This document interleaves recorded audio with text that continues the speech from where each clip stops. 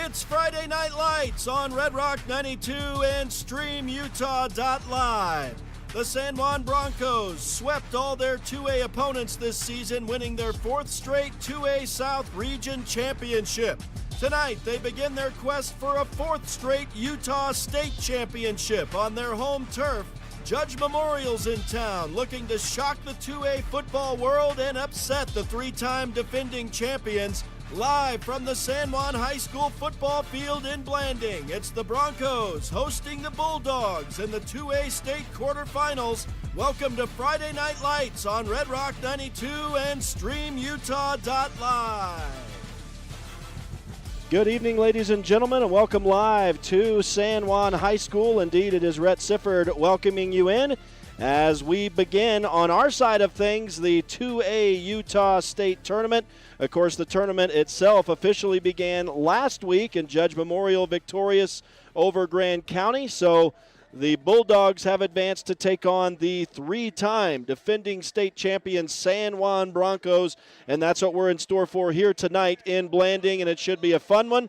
Cooler temperatures as the sun is blocked out by the clouds. Feeling like fall here tonight in Blanding, feeling like playoff football as we get set to go. Good evening to you. I'm Rhett Sifford. Unfortunately, not joined this evening by Art Adair. He's up supporting his daughter and the Monticello Lady Buckaroos at the 1A Utah State Volleyball Tournament, and we do hope to get some scores and updates from there and follow those teams' progress. A lot of other games already in the books today on the 2A side, and we'll talk about that at halftime.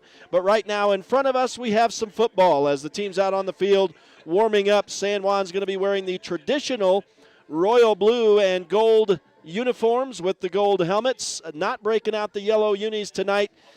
So I think maybe that was a one and done this season, but I know last year that they were pretty heavy on that uniform. But tonight, the traditional look for the San Juan Broncos. Judge Memorial in here with the white jerseys, the red pants with the yellow highlights, and looking to do what they were unable to do a few weeks ago when these two teams met on September 13th right here on this field, and that's upset the San Juan Broncos.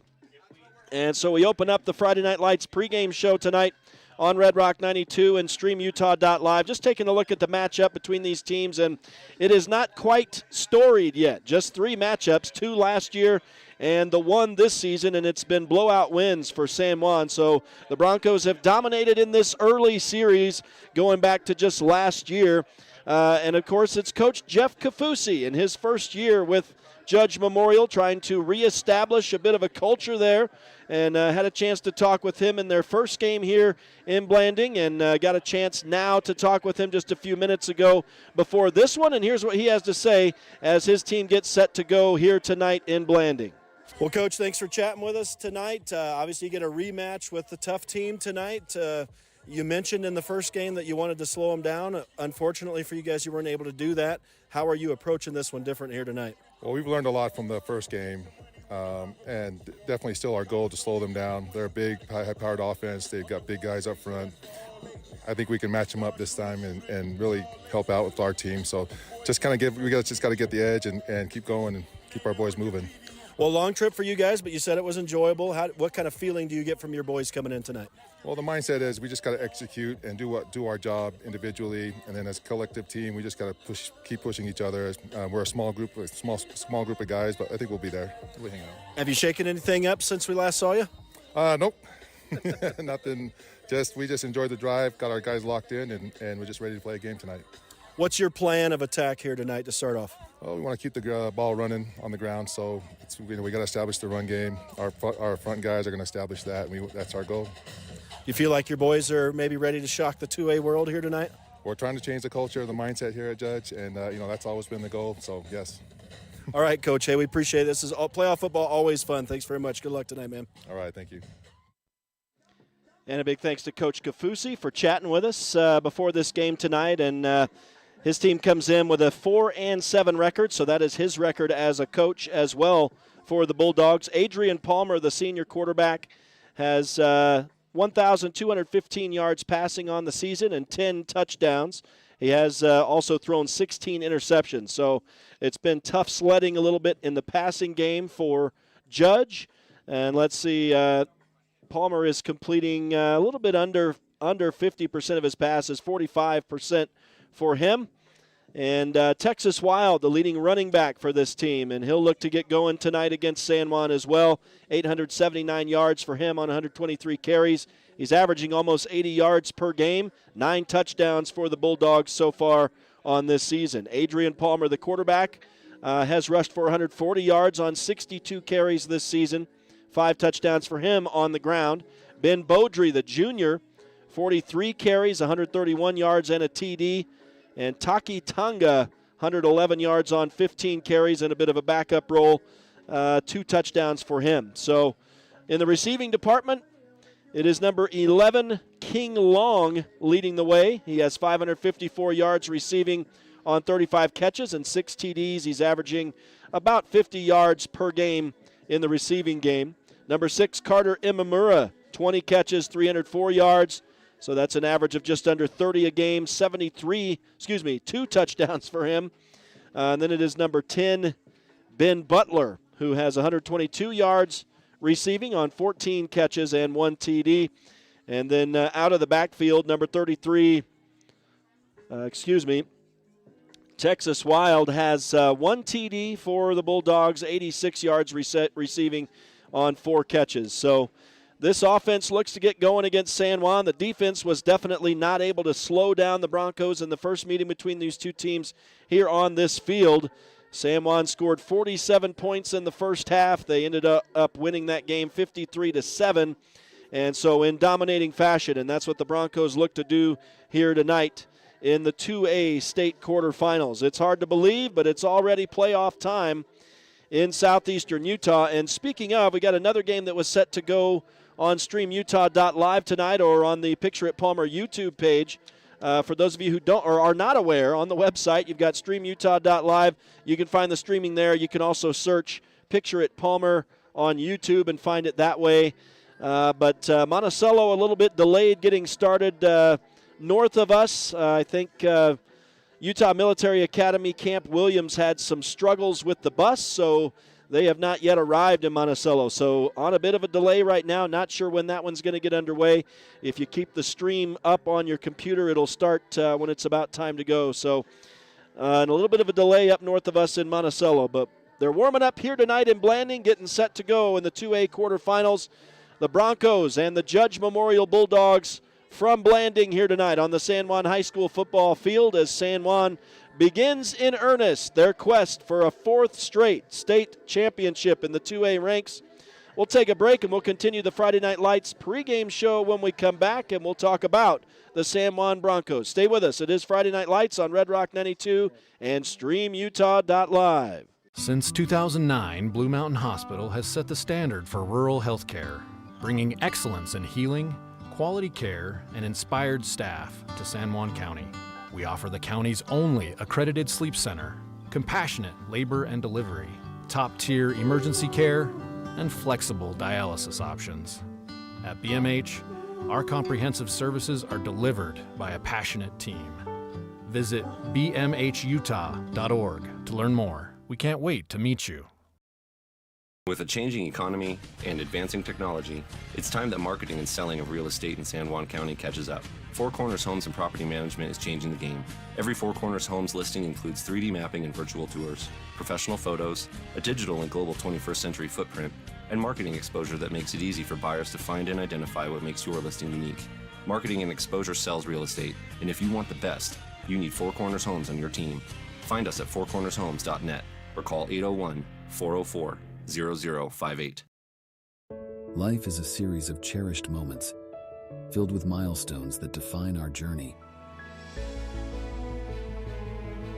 Moments of love, joy, and shared experiences. Each moment contributes to our story. As each chapter unfolds, our experiences shape us, defining who we are. When it's time to celebrate a life, ensure your loved ones are remembered with the grace, dignity, and individuality they deserve. San Juan Mortuary, celebrating life, honoring memories, transcending tradition. For over 75 years, San Juan Health has strived to be the best place to receive medical care in southeastern Utah. With clinics in Blanding, Monticello, and Spanish Valley, San Juan Health offers a wide variety of services and world-class care close to home. Visit sanjuanhealth.org today to find out more. San Juan Health, chasing perfection since 1947. You don't have to be sidelined by sports injuries in San Juan County. Precision Rehab provides physical therapy in Monticello and Blanding, as well as Montezuma Creek and Monument Valley, where our therapists have helped athletes of all ages get back in the game since 1996. Precision Rehab is dedicated to restoring you and your loved ones to peak performance when pain and injury slow you down. We offer innovative, effective treatments that make a difference. Treatment is covered by most insurances, including Medicare. Call 435-678-3869 for an appointment. That's 435-678-3869. Or find out more at PrecisionRehabUtah.com. Good evening, ladies and gentlemen. Welcome back to San Juan High School in Blanding. Friday Night Lights on Red Rock 92 and StreamUtah.Live as we get set to go tonight in the 2A Utah State quarterfinals. The San Juan Broncos, three-time defending champions, looking to make it 4 in a row this season, and they're set to host the Judge Memorial Bulldogs here momentarily.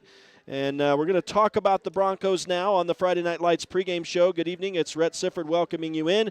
Art Adair is way up north. Not really. He's in central Utah tonight in Richfield enjoying the 1A Utah State volleyball tournament. So wish you guys well up there, supporting a lot of our teams. We have tons of our teams up there, both San Juan and Grand in the 2A ranks. And, of course, we've got Monticello, Whitehorse, Monument Valley, Green River in the 1A ranks. We'll talk about some volleyball at halftime, but right now on the pregame show, we're going to stick with the football as the San Juan Broncos still out on the field warming up. Judge Memorial has tucked themselves back into the locker room to get prepared here tonight for the big task of taking on the San Juan Broncos, who are ranked number 1 coming in tonight, despite the 2 losses on the year. Both of those, of course, in 3A and then 4A play against Grantsville to start the season out, and then the tough loss against Hurricane a couple weeks ago in the final game of the regular season. So the Broncos looking to bounce back from that, looking to get back into form. And let's hear what Coach Barkley Christensen has to say tonight as his team gets set to go in what is their first round of the state tournament. It's obviously the state quarterfinals. But here's Coach Christensen talking about his team as we get set to go here tonight. Coach, it almost feels like it's been a yethe year. The bye week is rough. But what have you guys done with yourself these past couple weeks? I feel like we've got better. I would say the bye week and then this whole week of practice has been probably 2 of the most intense weeks of practice we've had. I felt like, again, we had some good reflecting after the loss against Hurricane, and we felt like one of the big things was, practices weren't as competitive and intense, and one of those things is just getting, we were getting comfortable, we were getting content with where we were at, and so I feel like these last 2 weeks we've been getting after it. It's been competitive and it's been physical. You think this is a team that has the ability to self-police themselves, to motivate themselves? I would like to think that, but then some of the comments I hear from them, before games, no. I think sometimes they get stuck in a groove of it's just going to happen because that's what's happened the last 3 years for these seniors and a couple years for these juniors. So, now that they're, the guys, they still got to realize it doesn't matter who you're playing. It's going to be hard. Every play is going to be hard week after week. And so, no, I think if I'm not on them, things start rolling downhill. Well, you mentioned the loss to end the season. Obviously, it was a tough challenge for you guys, kind of like a state tournament prep game for you. What were the things you noticed that maybe need to change here heading into the postseason? We gotta execute in big time situations, and so in practice, we tried doing more simulations of big time situations. Doing third down situations, doing red zone situations, 4th and long situations for defense.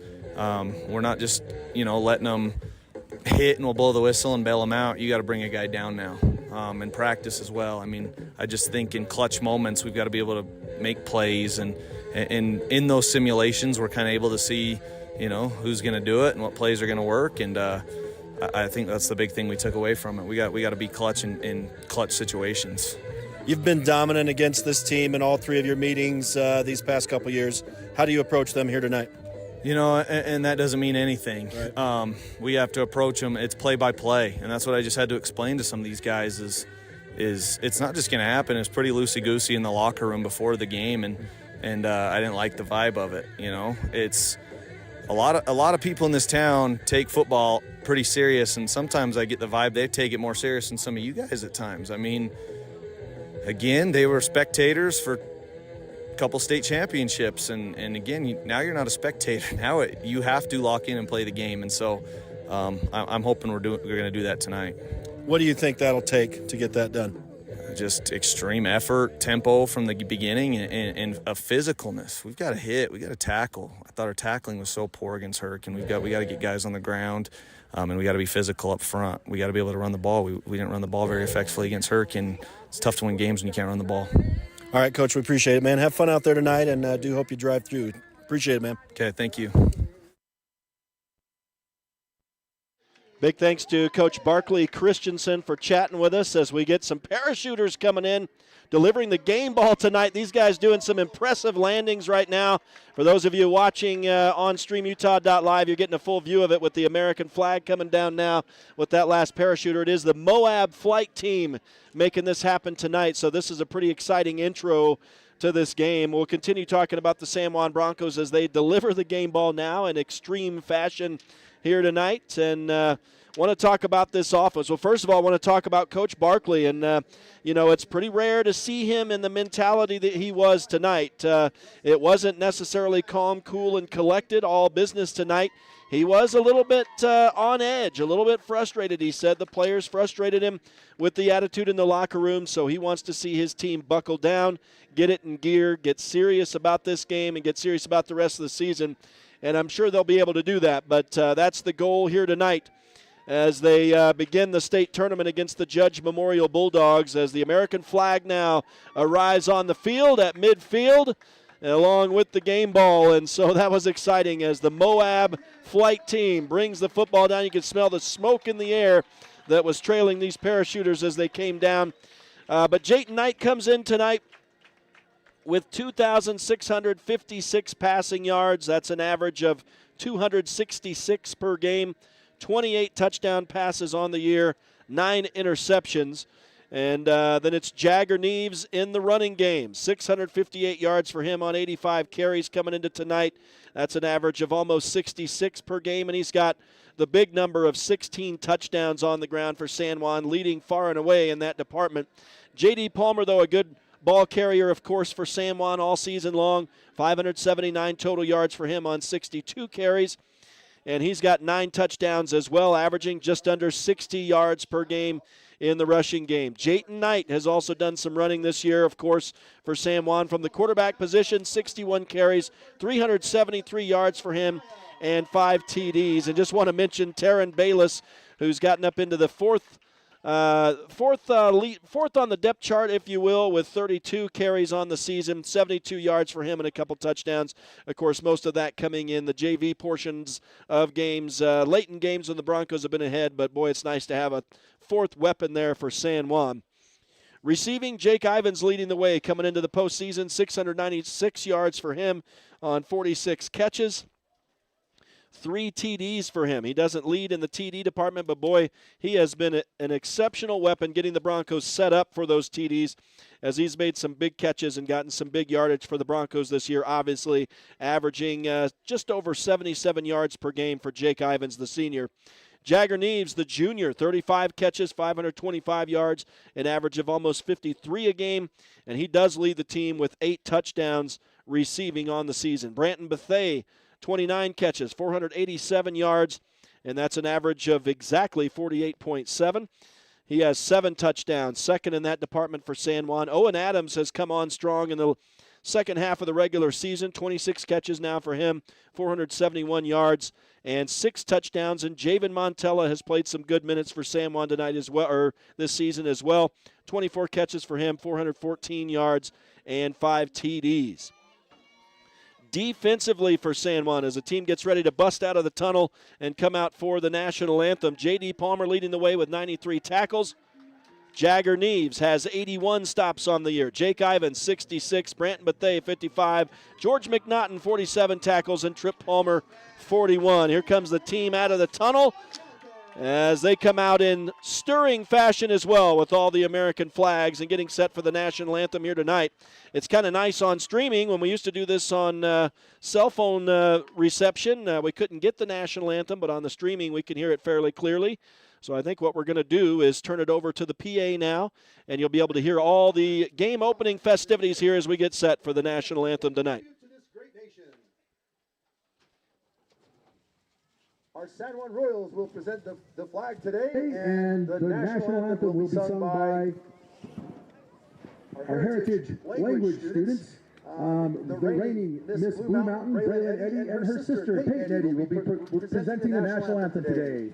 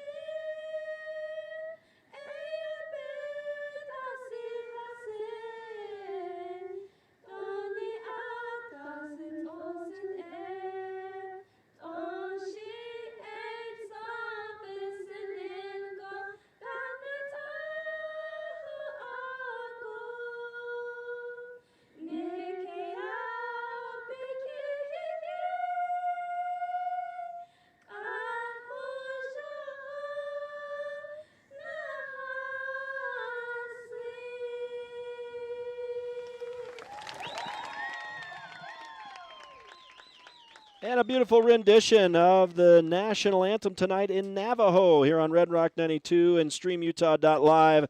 As we get set for the opening kickoff, we'll step aside and we will be back for the opening kick tonight. It's the 2A Utah State quarterfinals. The San Juan Broncos hosting the Judge Memorial Bulldogs tonight. Opening kick is next. Stay with us. Friday Night Lights on Red Rock 92 and StreamUtah.Live.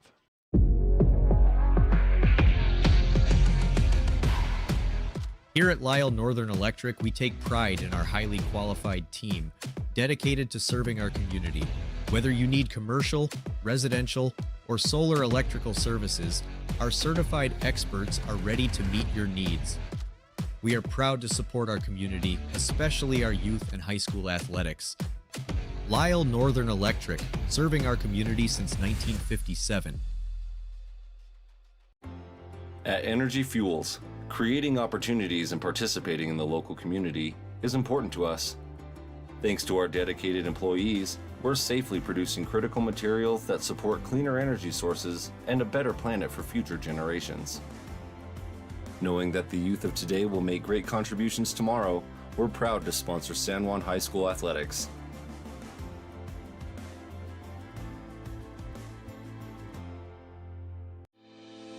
Looking to buy, sell, or refinance your home or property? Ask for the professionals at Anderson Oliver Title Insurance Agency. Anderson Oliver Title has provided title insurance and real estate closing services in San Juan and Grand Counties for 25 years. Anderson Oliver Title isn't just another out-of-town company. It's the only locally owned and operated title company in southeastern Utah. The owners and employees at Anderson Oliver Title are excited to support our communities and are proud to support high school athletics and activities. Monson's Quality Meat Processing and Blanding provides processing for both wild and domestic animals. They also carry USDA choice steaks, ground beef, and 14 unique flavors of handmade bratwurst. Monson specializes in friendly service, the highest quality products, and flexible timing, all at a competitive price. That's Monson's Quality Meat Processing at 885 East Pinion Ridge Road in Blanding. Call 435-459-1401 or find them on Facebook.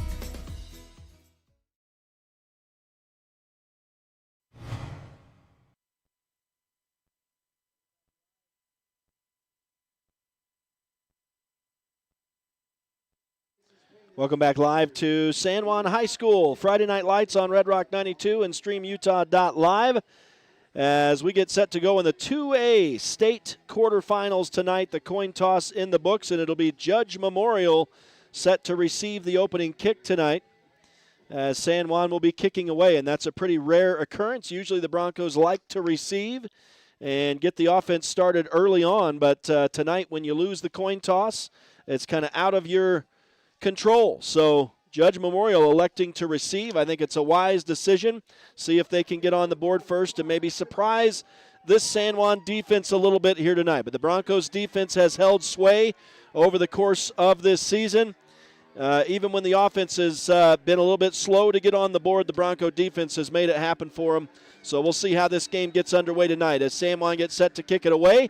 Trip Palmer puts it in the air, and we are underway here tonight in Blanding in the 2A state quarterfinals as Judge Memorial is going to return it out across the 20 to the 21-yard line. A nice little return for Carter Imamura, who we're going to call his name a bunch tonight in the offensive game. So the Judge offense will come out on the field first tonight, and we'll get to see them against the San Juan Bronco defense. Senior quarterback Adrian Palmer brings his team out now. They huddle up a little bit over on the far side of the field, now getting set to line it up on the line of scrimmage, again starting from their own 21.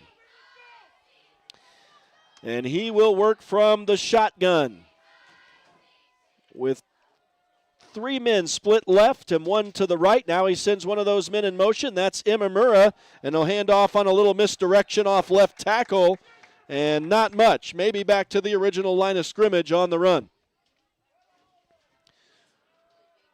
And I am assuming it was Texas Wild carrying there, but I'll have to take a look and see who's in the backfield. As the Broncos make a nice stop on the line of scrimmage on second down. I sure miss my second pair of eyes, Art Adair here. Missing him a lot. He would normally let me know who's doing what, but indeed it is Texas Wild in the backfield for Judge, so no gain on his first carry of the night. Now a little bit of a hard count from Palmer. He'll now take the snap in the shotgun, hands again to Wild, and this time he'll get about a couple yards, maybe 3 on a carry off right guard.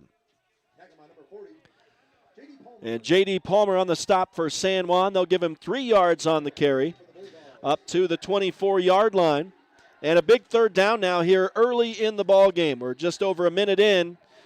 And still looking for our first touchdown of the night, of course, or first points at all, as we are fresh into this one, and the Broncos looking for a stop on their first defensive series of the night.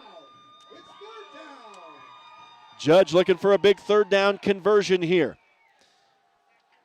And working from the shotgun again is Palmer. Play action in the backfield. Looks to pass. The man he wanted wasn't open. He's flushed out of the pocket and will throw it out of bounds over here on the near side, incomplete, just throwing it away to save his own life. And that will bring up a 4th down and 7 for Judge Memorial in a punting situation. So Adrian Palmer starts the night with an incompletion.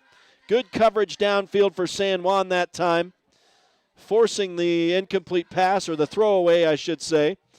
So the Broncos will get set to receive the first punt of the night, and they do succeed in stopping the Judge Memorial offense here. We're just over a minute and a half into this one as the Bulldogs run a player onto the field late here.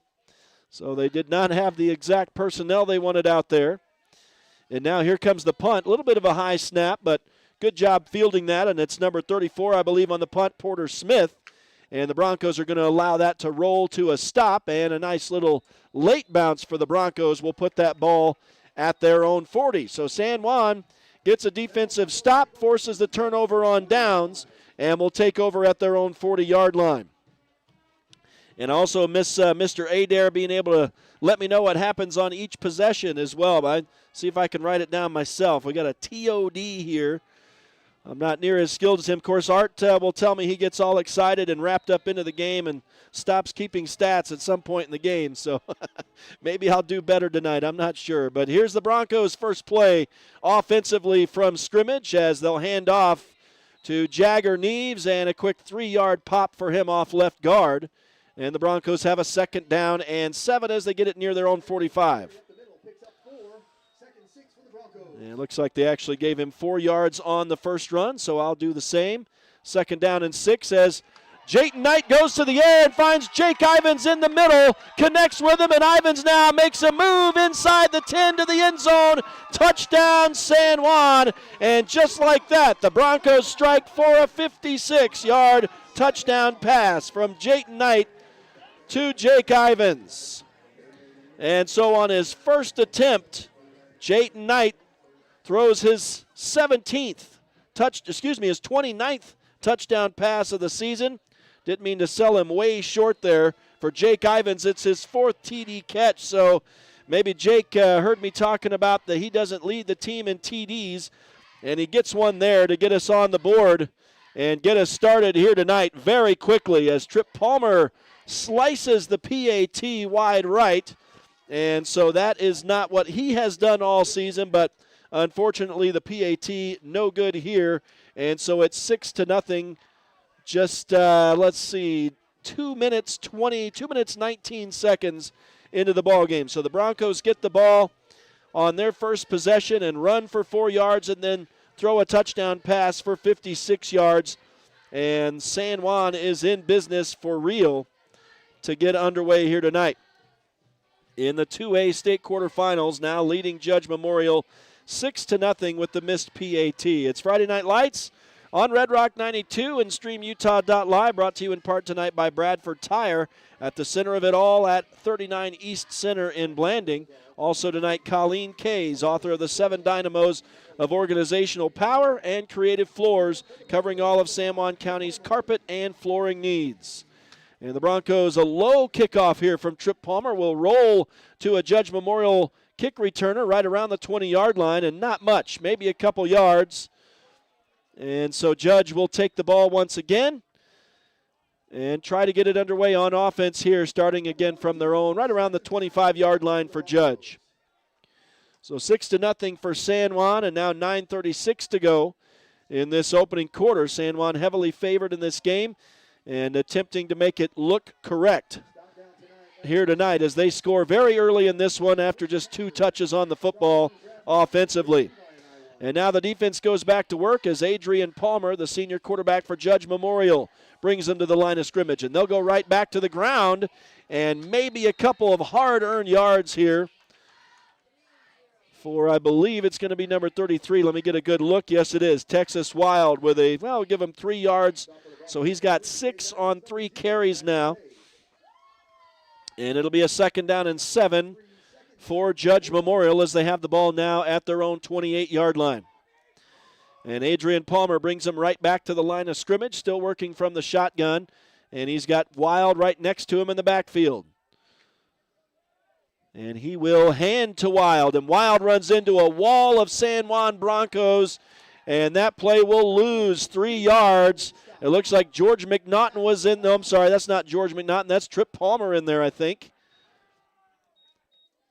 And, nope, sorry, it was Branton Bethea making the stop. And a loss of 2, actually, as they give him forward progress. And so it's 4 yards on 4 carries now for Texas Wild. And once again, another big 3rd down for this Judge Memorial offense here. Looking to make a dent in the San Juan defense, but haven't been able to do so yet. Turnover on downs on their first possession. We'll see if the Broncos get a stop here again. A throw to the left side is high and incomplete.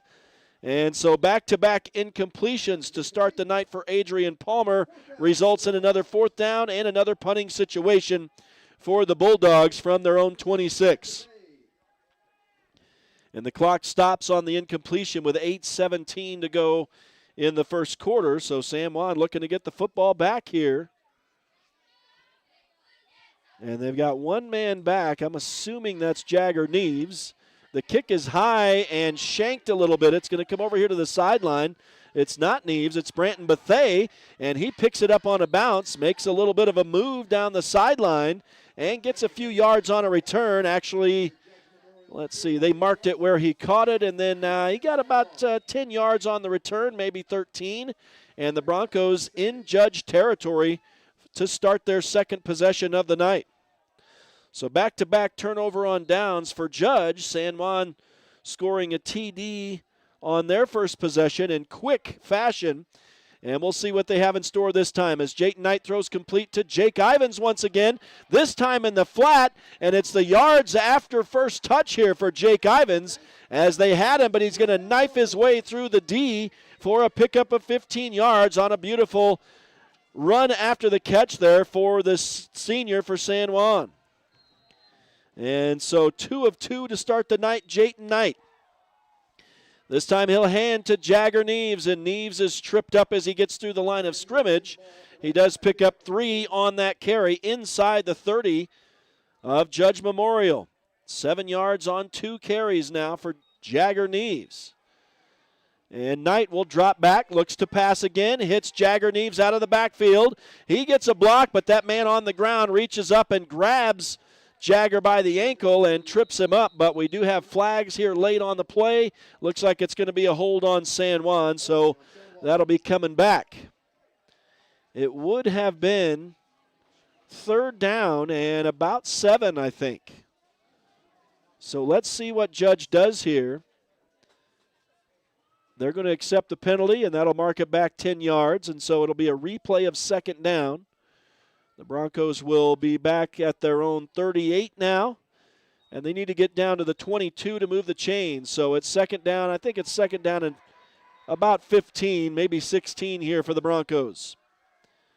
As Jayton Knight works from the shotgun, of course. Jagger Neves to his right. And it's the run-pass option. He pitches late to Neves, and Neves is caught from behind and tackled. He does pick up 4 on the run. Got back close to that original line of scrimmage, and a nice open field tackle by Red Fuller for Judge Memorial. And this will be a 3rd down and about 12 for San Juan. So a big 3rd down, but they are in 4-down territory here in Judge territory. Jayton Knight airs one out, has a couple men wide open, and he finds Trip Palmer for a touchdown. It is a 34-yard touchdown pass from Jayton Knight to Trip Palmer this time. So he's struck for 2 big ones. Knight is 3 for 3 on the night. And this touchdown catch by Trip Palmer to the tune of 34 yards, and now he'll get an opportunity to try to add the extra point, or will they go for 2? I think they're going to go for 2 here since they missed on the first try. But for Palmer, it is, guess what, folks? It's his first touchdown catch of the season, and that's hard to believe, but that is Trip Palmer's first TD catch of 2024, and it comes here in the 2A state quarterfinals, and now Jayton Knight finds Jake Ivins wide open on a little button hook just across the goal line and hits him for the 2-point conversion. So San Juan up 14-0 now, 6:58 still to go in the opening quarter. We'll step aside and return. The Broncos up by 2 TDs midway through the first quarter in the 2A state quarterfinals on Judge Memorial. It's Friday Night Lights on Red Rock 92 and StreamUtah.Live.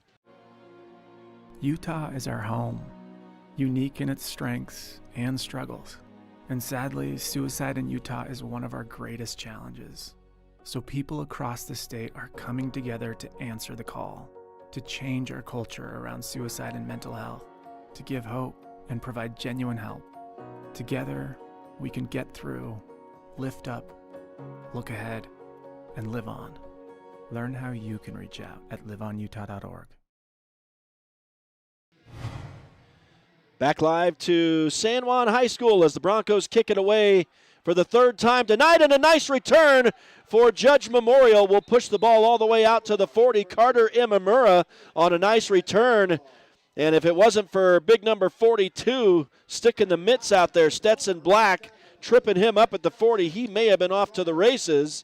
And that would have been huge to cut San Juan's lead in half. Instead, Judge is going to have to try it with the offense, but the Bulldog offense has been less than successful so far here tonight against the San Juan defense. 2 turnovers on downs, I should say, and San Juan has scored TDs in both of their first possessions of the night. And now the Broncos all jump offside on 1st down, so that's one way to do it. Get San Juan to encroach the line of scrimmage, and that'll be a free 5 yards for Judge. And so 1st down and 5 now for Judge Memorial, and that's the first penalty of the ball game. And so Palmer has to snag the ball with one hand. It almost went over his head, and now it's going to be intercepted. There's flags on both ends of the field. One in the backfield for Judge Memorial, which will probably be a hold, and then one that's possibly going to be defensive pass interference, but if the play stands, it's an interception for Cole Duke. But I'm guessing this is going to be offsetting penalties, and we're going to see first down again. Yeah, offsetting penalties is, let's see.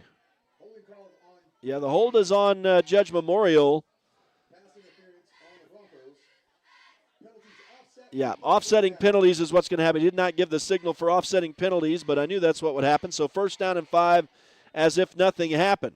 So the Broncos had an interception on a great effort by Cole Duke there, but it's not going to stand. 30th touchdown pass of the season, by the way, for Jayton Knight. He's thrown for both TDs tonight. It's 14-0 for San Juan here in the 2A quarterfinals. Now J.D. Palmer gets into the backfield and nearly sacked the quarterback. He caused a fumble, and Judge is fortunate to recover that in the backfield. That'll be a loss. There's no way there was that much forward progress. Wow, they're bringing the ball back up about 4 yards from where it was recovered. So I'm a little confused about, there's another hold here on Judge. Maybe 2 holding penalties, or there's a hold that's declined by San Juan, so it'll be second down and 10 for the Bulldogs here. But, man, I would have thought that would have been second down and 14 after the fumble recovery. But second down and 10 at any rate, a loss of 5 on the run for Adrian Palmer and the fumble, but it was recovered by Judge. So it ultimately amounts to a negative 5-yard run for the senior quarterback. And now he'll work from the shotgun, but flags fly here. And this will be encroachment on San Juan again. So now we're going to be right back where we were, and it will be second down and 5 at the 45.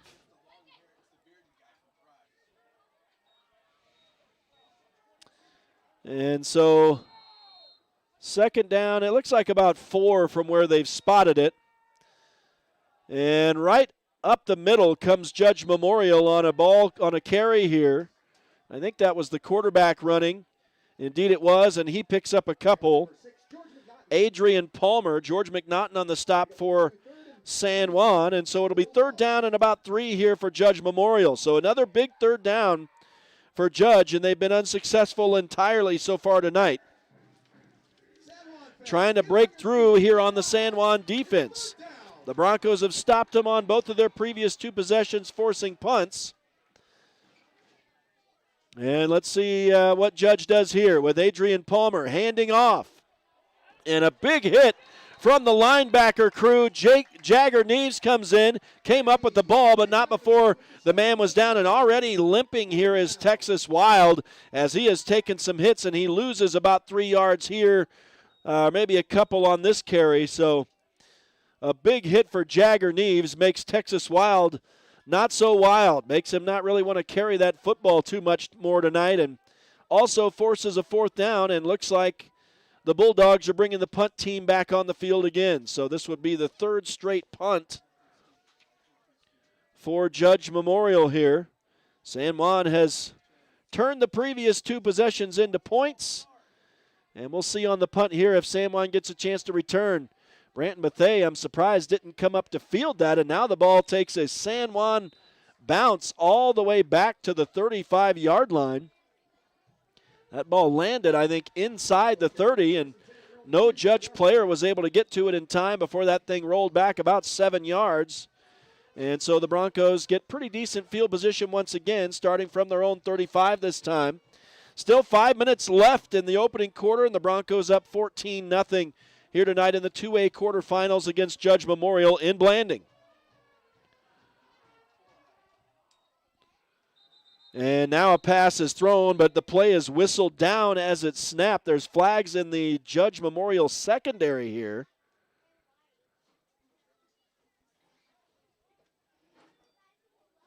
And I think, let's see what they're going to call. It's going to be on Judge.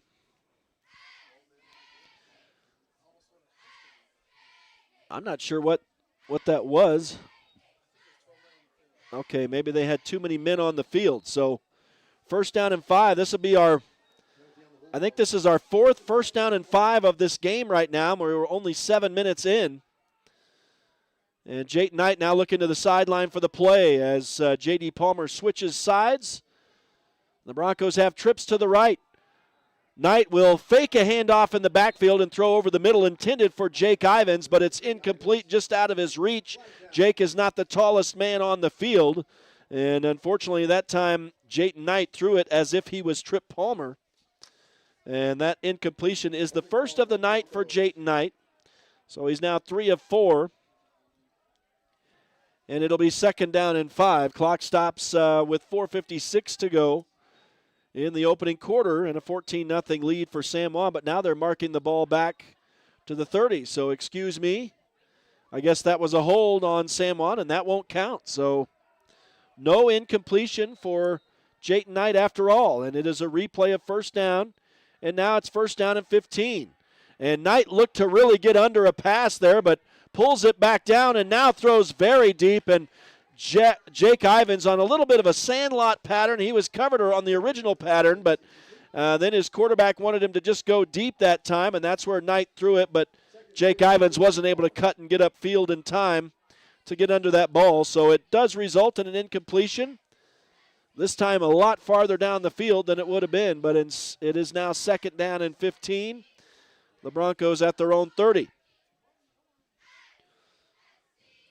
And not really going hurry up, if you will, here tonight. Taking a little bit more time to get plays going, but now they'll throw to Branton Bethea on a bubble screen over there in the wide receiver crew, and a nice gain for Bethea, about 14 yards before he's dragged down. We'll see where they spot it officially, but there is a flag on the field again.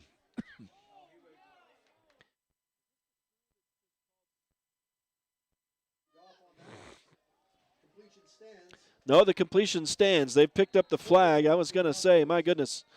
So it's a 14-yard gain, and I'll get to that in a minute as J.D. Palmer powers ahead for about 3 yards and will move the chains for San Juan. That's his first touch of the night.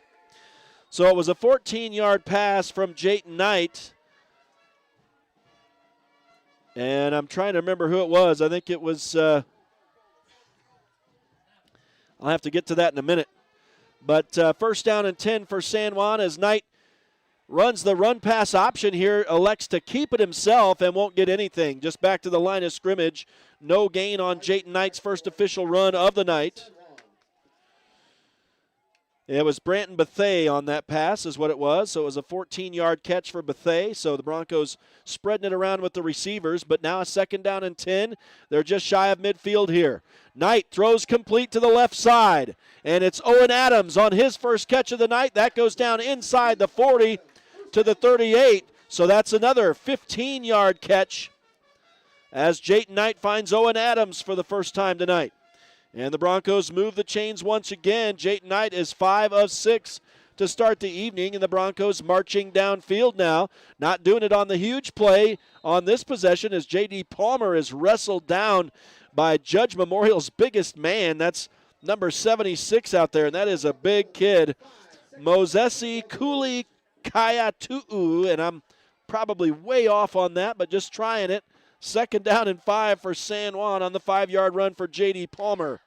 There's not many people who I've seen in 2A who can pick J.D. Palmer up and throw him down, but that kid did.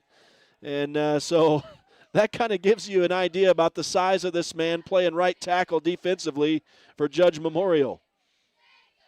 And the strength, not just the size. And now I think encroachment here for Judge Memorial will push the ball another 5 yards, but just shy of a 1st down. So 2nd down and inches for the Broncos now after the penalty on Judge Memorial. And we'll see what the Broncos draw up here on 2nd and very short. Knight fakes the handoff, keeps it himself, and up the middle he goes. He's hit as he slides down inside the 20-yard line. That's a pickup of 10 yards and a 1st down for the Broncos. I'm gonna say if San Juan had hit a quarterback like that, they'd have probably been called for a penalty. I've seen it more than once this year. So But at any rate, the Broncos get the first down. Jayton Knight will now throw a little bit behind Jake Ivins, but what a hit as Ivins runs over a man in the secondary and keeps plowing ahead all the way down inside the 5 for a first and goal for San Juan. What a bunch of running after the catch for Jake Ivins. Ivins has shown up with a purpose, and the man he hit is still laying on the turf and hasn't moved. And that was a big hit by Jake Ivins. It looked like that man would tackle him basically at the line of scrimmage, but Ivins just plowed him with a huge hit and just continued running downhill. And it's going to be another 15-yard catch for Ivins, and we'll keep an eye on this Judge Memorial player who indeed has not moved since the hit. So we'll step aside. We've got an injury timeout on the field. 3:05 left in the opening quarter and a 14-0 lead for the San Juan Broncos, but they'll have a first and goal at the Judge 4 when we come back. Stay with us. It's the 2A Utah State quarterfinals here tonight in Blanding. Friday Night Lights on Red Rock 92 and StreamUtah.Live. No matter what you've got planned for the weekend, a home makeover, a landscaping project, a backyard barbecue, your neighbors at Red's Ace Hardware in Blanding have what you need. You'll find great buys on paint, tools, and yard and garden supplies. Not to mention grills, patio furniture, and pool care essentials. We carry top brands like Clark & Kensington, Craftsman, Scotts & Weber, and our helpful associates can answer all your questions. For national brands and local expertise, you can always count on Red's Ace Hardware. Ace is the place with the helpful hardware, folks. Desert Rivers Credit Union is proud to team up with the communities in our corner of the state. A nationwide network of ATMs and branches, full line of mortgage products, local decision-making, low fees, and great rates for every credit score are just a few of the things we bring to the team. And to top it off, we are for people, not profit. Come by and meet our team at one of our 4 branch locations or visit desertriverscu.com. We love our communities and are proud to support our youth. Back live to San Juan High School. We welcome you in as San Juan hands off to J.D. Palmer, and he rumbles in from 4 yards out for the Broncos' 3rd touchdown of the game. And the first on the ground tonight, it's a 4-yard TD carry for J.D. Palmer as the Broncos continue to spread it around. And for Palmer, his 10th rushing touchdown of the season. And now we'll see Trip Palmer come back on to attempt his 2nd PAT of the night. And let's see, it was a big catch for Jake Ivins. Let's see, another 15-yarder for him on that play. And 6 of 7 now, Jayton Knight on the night. And the kick this time from Palmer is good, so he's 1 of 2 tonight. And San Juan is up 21-0 with just under 3 minutes to go in the opening quarter. And it is the 2A Utah State quarterfinals. And the number 1 San Juan Broncos, not disappointing here in the early stages, up by 3 TDs over number 8 Judge Memorial. And it looks like heading down the same pathway that they did when they beat this team 53-7 back on September 13th here on this field. 3 touchdowns for San Juan on 3 possessions and 3 turnovers on downs for Judge Memorial, so the Bulldogs are going to have to get it in gear offensively on this possession if they want to keep themselves in this game. Already starting to fall into a very deep hole against the number 1 ranked and 3-time defending champion San Juan Broncos. It's Friday Night Lights tonight on Red Rock 92 and StreamUtah.Live for the final time this season. After tonight, we lose the rights to stream the video of these games, and so this is our final dual broadcast, if you will, with the streaming video tonight along with the broadcast on Red Rock 92. From here on out, we'll just strictly be on the radio as far as our local broadcasts, but we do hope you'll join us as the Broncos pursue their 4th straight state championship this season. Tyrion Lee on the stop on this return for San Juan, and a return that took Judge Memorial across the 20 up to the 24-yard line. And so that's where they'll start. And we'll see if that player who was injured comes back out. I believe that was number 11, King Long, who took that big hit from Jake Ivins. And boy, Jake has had a couple of really strong runs after catches tonight where Jayton Knight hasn't put him in a great position, but Ivins has made the most after his catch and has really hit hard and just run some hard yardage after the catch. And right here, Jaden Knight, speaking of, is thrown down to the turf on a block as big number 77 was blocking him. And that's Halaman Luataha. And again, probably massacring his name, but I'm doing my best here tonight. And Judge Memorial has some big boys out there on the field, as that was a 0-yard run for Texas Wild on first down. So 2nd down and 10 for the Bulldogs at their own 24 still. And Palmer has a lot of time and finally finds an outlet receiver coming out of the backfield, I believe, and completes his first pass of the night. We'll see. It goes for 6 yards, it looks like. I think he connects with number 21 over there. I did not see Branton Bethea on the tackle for San Juan, but it's a 6-yard pass, the first completion for Adrian Palmer, so he's 1 of 3. But I believe it was number 21 on the catch over there. And if so, I don't have him on the roster. Maybe it was number 11. I'll have to check and see who's over there. I'll mark that down in a moment. As they go hard count here to expose what San Juan's doing defensively. And now Adrian Palmer will step up to the line and call an audible here. 3rd down and 4, a short 4 for Judge, looking for their first down of the game. And Palmer just throws one straight up in the air, and that was nearly picked off by Javen Montella on the far side of the field. Instead, it's just knocked down to the turf. I mean, that was like playing 500 in the backyard. Adrian Palmer just threw that thing straight up in the air. And there is a flag on the far side of the field, but they're going to call a hold on San Juan.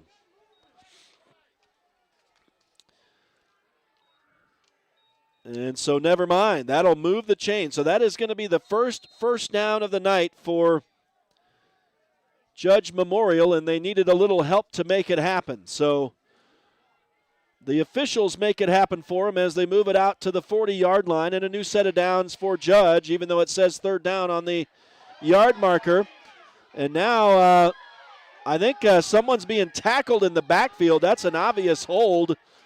And the San Juan faithful here are up on their field yelling, and multiple flags are on the field. So I think the refs have got the play. Yeah, someone was tackled in the backfield. I think 2 guys were tackled in the backfield maybe. A helmet came off back there. And, yeah, I'm not sure what the official call is here. It's definitely a hold, a personal foul it looks like. And so this is going to mark it back 15 yards, and I think we'll redo first down here. 3 flags are on the field, 2 yellow and 1 pink. And this is going to be a big penalty on Judge Memorial. Coming with 1:48 left in the opening quarter, and just after the Bulldogs got their first down of the game via a penalty. Now this penalty will really mark them back. It's going to be a 10-yard hold plus the 15-yard personal foul. And so this ball will go all the way back to the 15-yard line. So that is a 25-yard penalty. And now the Bulldogs need to get all the way to midfield. So they need 35 yards to move the chains now. It is a 1st down and 35. With 1:48 left in the opening quarter, and the Broncos up 21-0 here in the 2A state quarterfinals. As Adrian Palmer, the senior quarterback for the Bulldogs, works from the shotgun and throws a pass over the middle, well over the head of his intended receiver, Carter Imamura, and the incompletion makes it 2nd down and 35. And the clock stops with 1:44 now left in the opening quarter.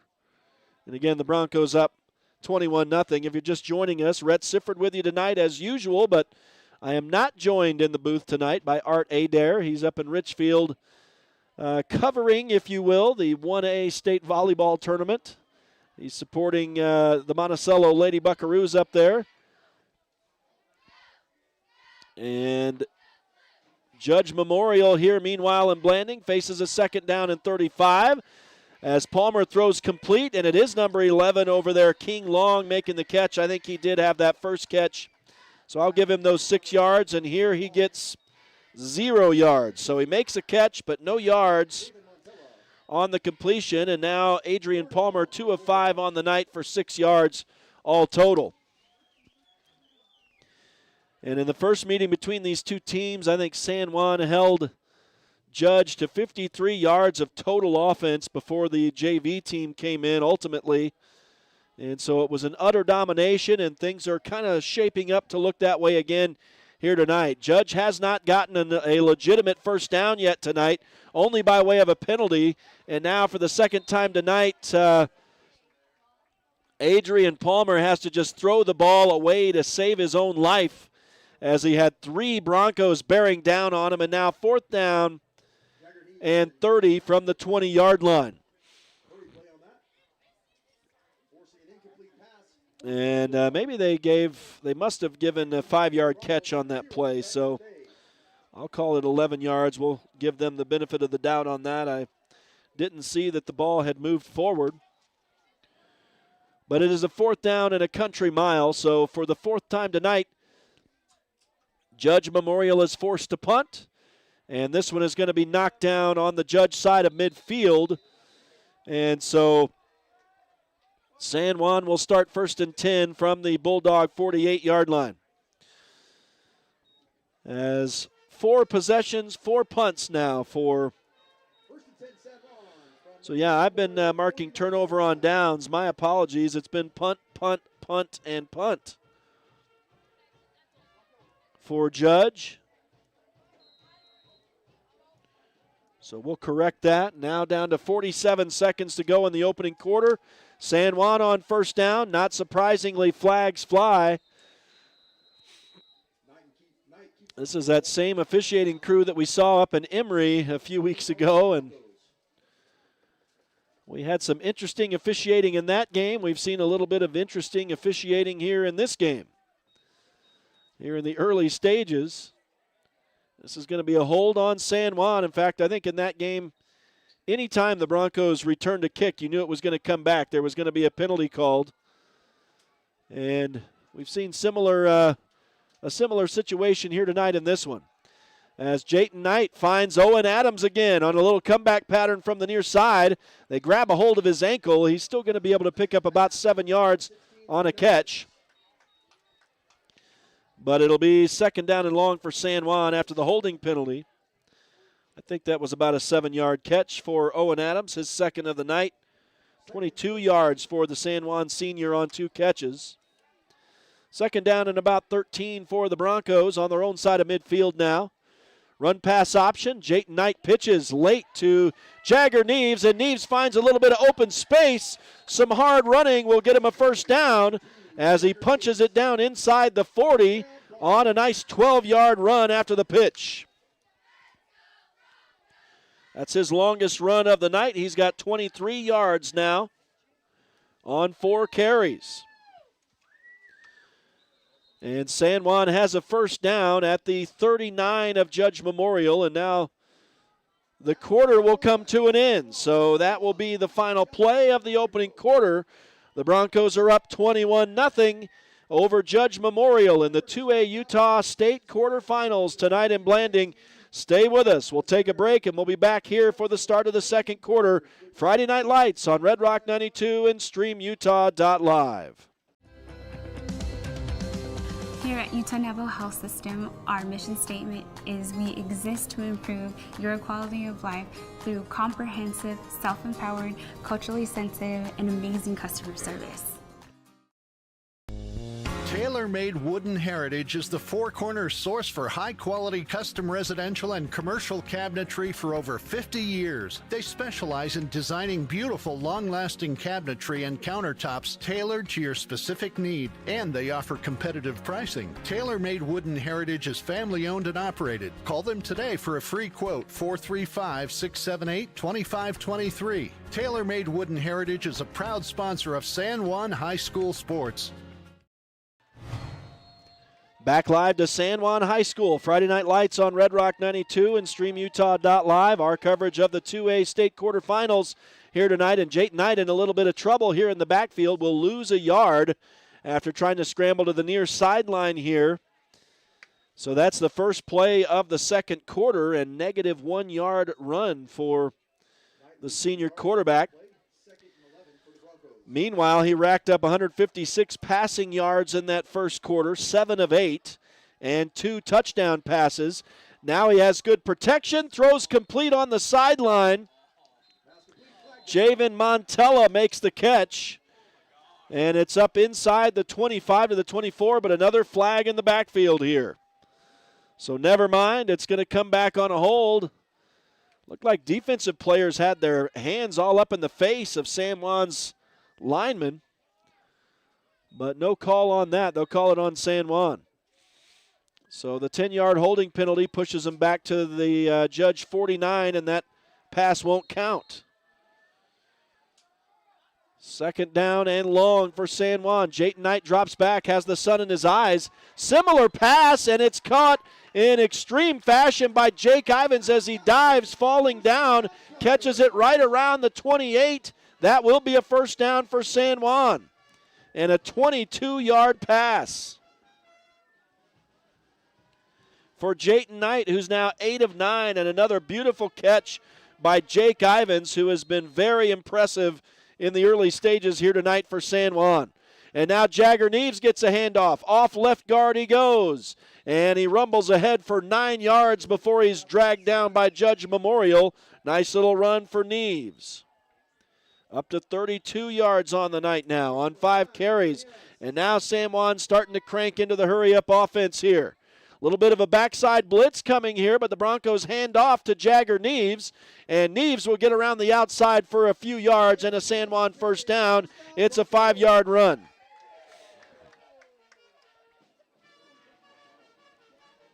So fresh into the second quarter, and San Juan moves the chains as they now have the ball down inside in the red zone here of Judge, down around the 15-yard line for this play on 1st and 10. They can move the chains inside the Bulldog 5.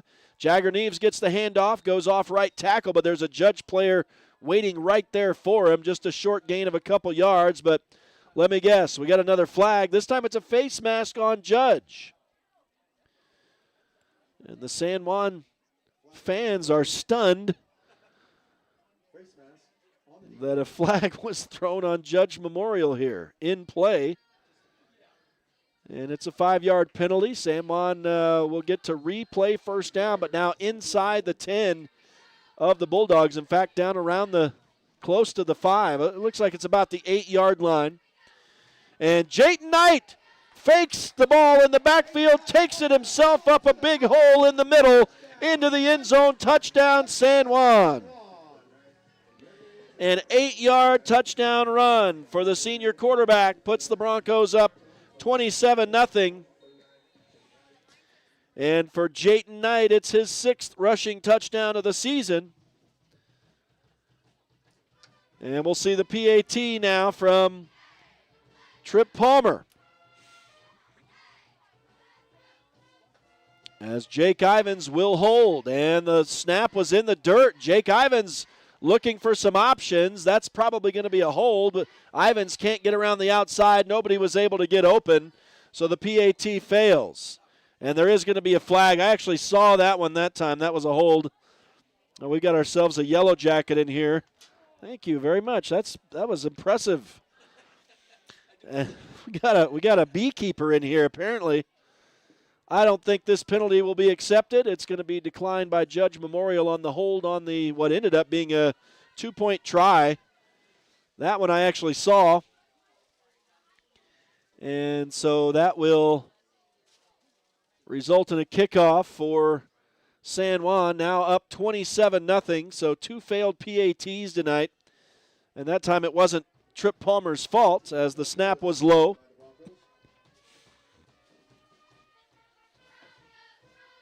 10:25 to go in the opening half now. And again, San Juan up by 4 TDs. It's Friday Night Lights on Red Rock 92 and StreamUtah.Live, brought to you in part tonight by Crowley Construction. Dirt, roads, driveways, and more. For any job, big or small, call Crowley Construction. Dependable auto repair. Brad Stoddard and his crew get the job done. Flights Gymnastics, a proud supporter of local sports and a great start for your kids. and Four Corners Regional Care Center, a skilled nursing and rehab facility in a caring setting. And so the Broncos get set to kick the ball away, but I think they've blown the play down. The referees we're involved in a discussion over on the far sideline with the Judge Memorial coaching staff.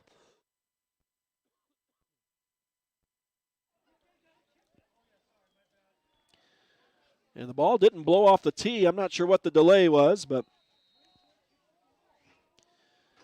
now Trip Palmer will get a chance to kick it away, and he boots it into the air this time. Bit of a line drive, takes a nice easy bounce for the kick returner, and he will come across the 10-yard line, now reverses field, and gets a decent return up around the 20-yard line. They'll spot him at the 19. So starting deep in his own territory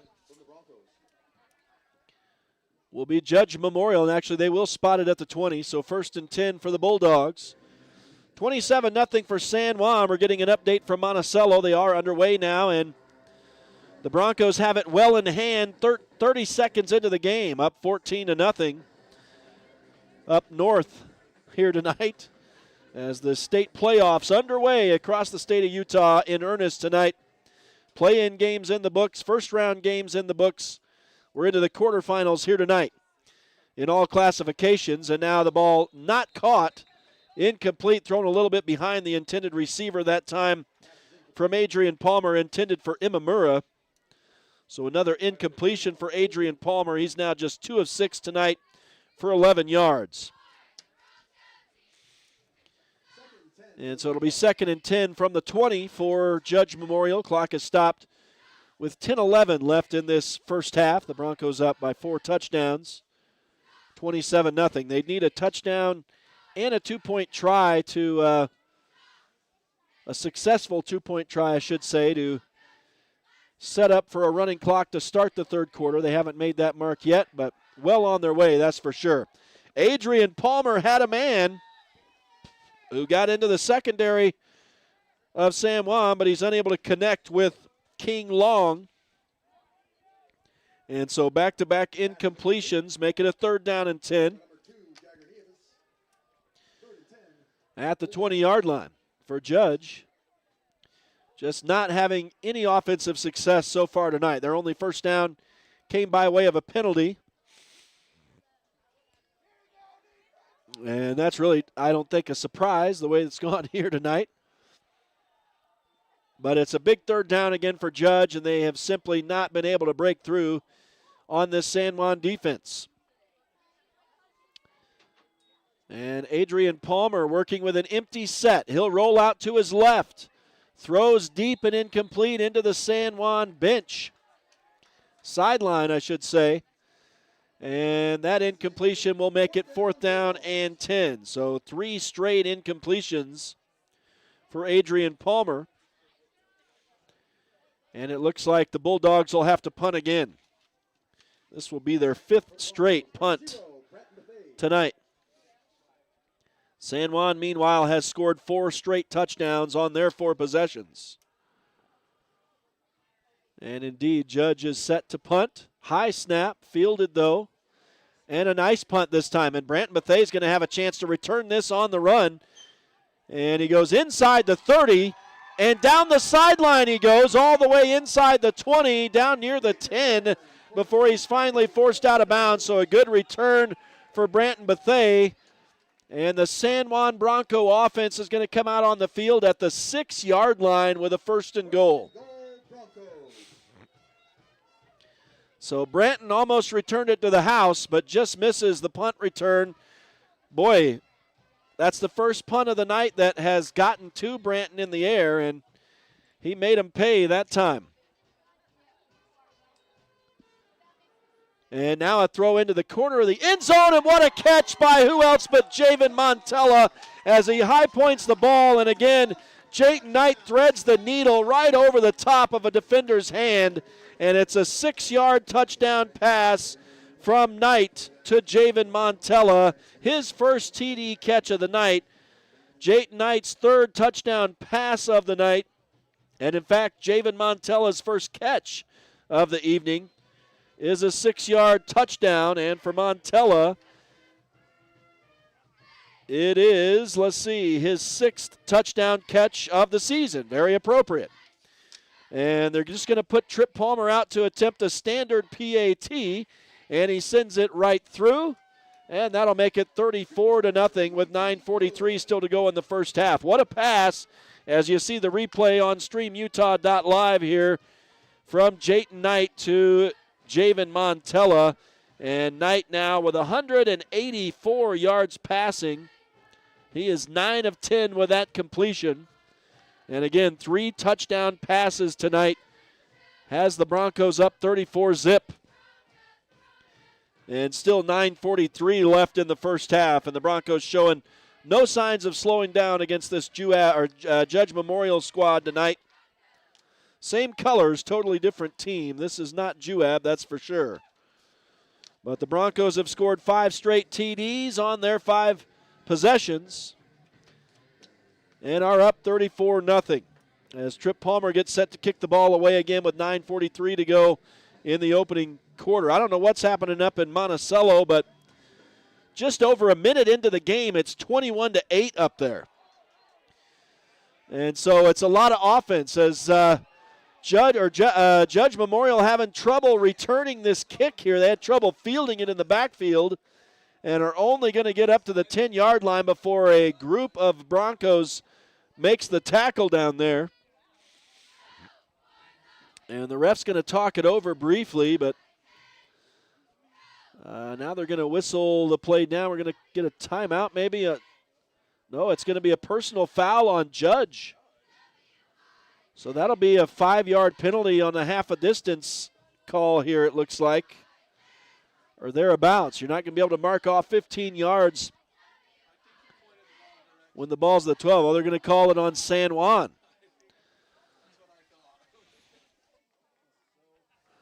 So it's a unsportsmanlike penalty on San Juan, and that's not what you want to see if you're Coach Barkley Christensen. That was what killed the Broncos in the late moments of that Hurricane game a few weeks ago. Yeah, and it should be first down and 10 from the 17, it looks like. It was just a 5-yard penalty, so maybe that wasn't a personal foul. And now the first big play for Judge, off right tackle on a pitch here to the running back Texas Wild. And he's going to get, let's see, it's going to be about 15 yards.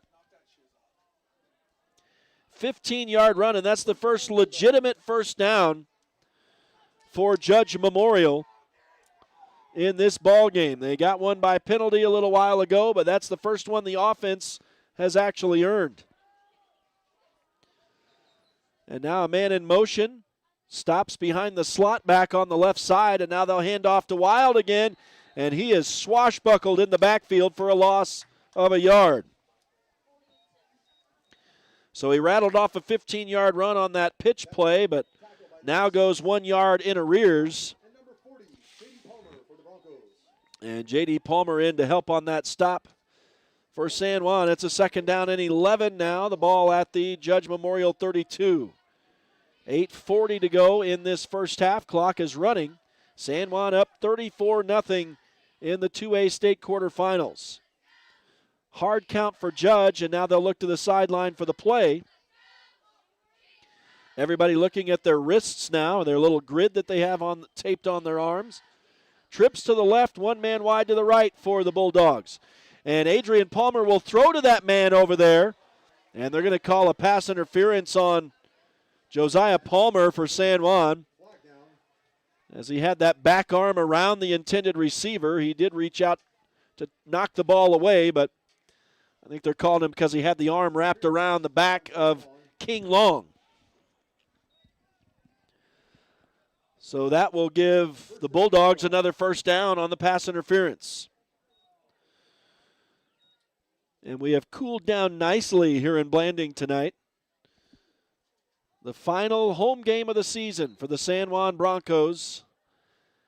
as the state semifinals and championship game will be on the road. So San Juan trying to take out Judge Memorial tonight and well on the way, up 34-0. But now Adrian Palmer's going to throw downfield, and that was a little bit of offensive pass interference on Javen Montella, but of course he's not going to get that call. The pass was caught but out of bounds, as that receiver shoved off of Javen Montella pretty clearly to make that catch. But it'll be 2nd down and 10 on the incompletion. 4 straight incompletions now for Adrian Palmer, and he is just 2 of 9 on the night.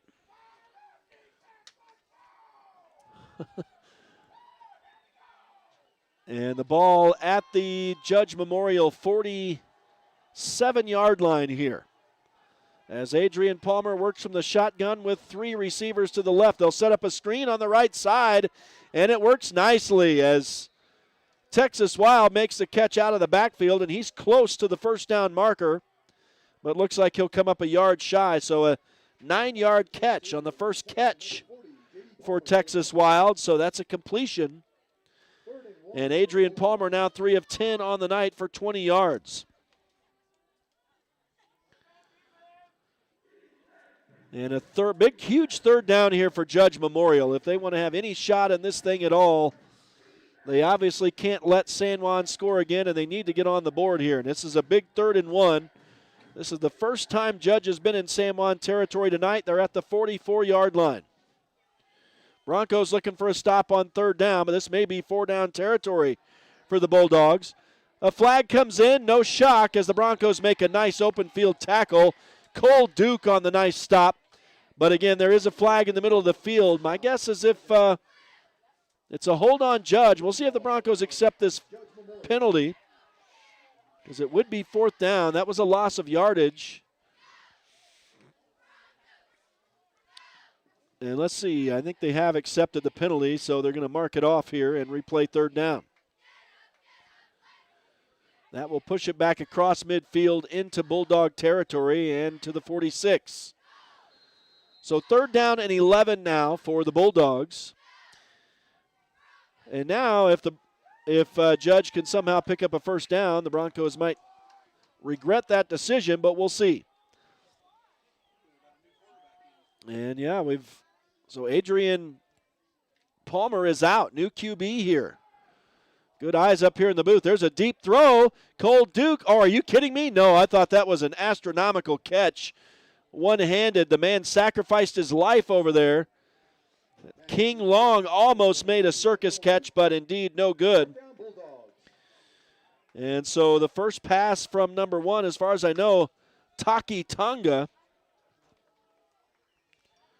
is incomplete and does bring up a 4th down and long. So now if you're the Broncos, you definitely made the right call on that penalty.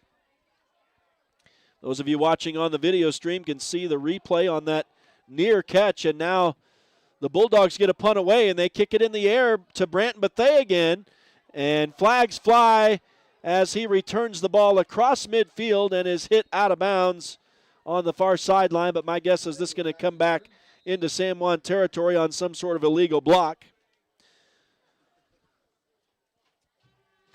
And they're going to even move the flag back farther to the 35-yard line where the penalty occurred. And so that will put San Juan, I think, back somewhere near their own 25-yard line. 6:34 left in the opening half, and it's 34-0. San Juan well in control of this one tonight in the 2A state quarterfinals.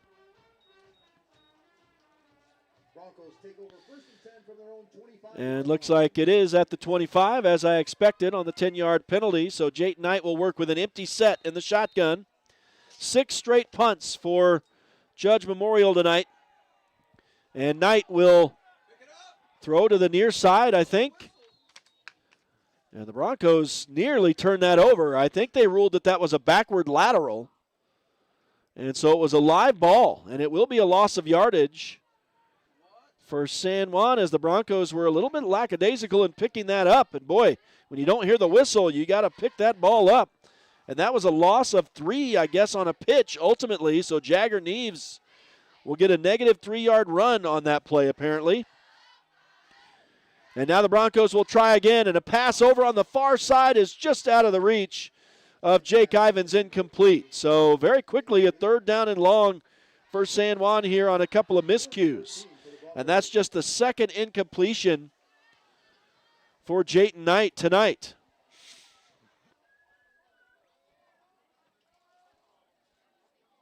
And so the ball at the San Juan 22, and a 3rd down and about 14 for the Broncos. Clock is stopped with 6:13 to go in the half.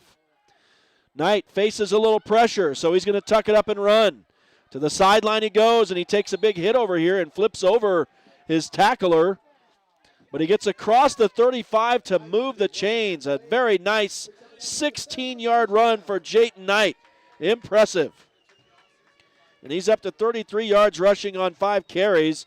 It was a nice tackle by James Acarte, but not before Jayton Knight made it a 1st down for San Juan. And now he pitches to Jagger Neves.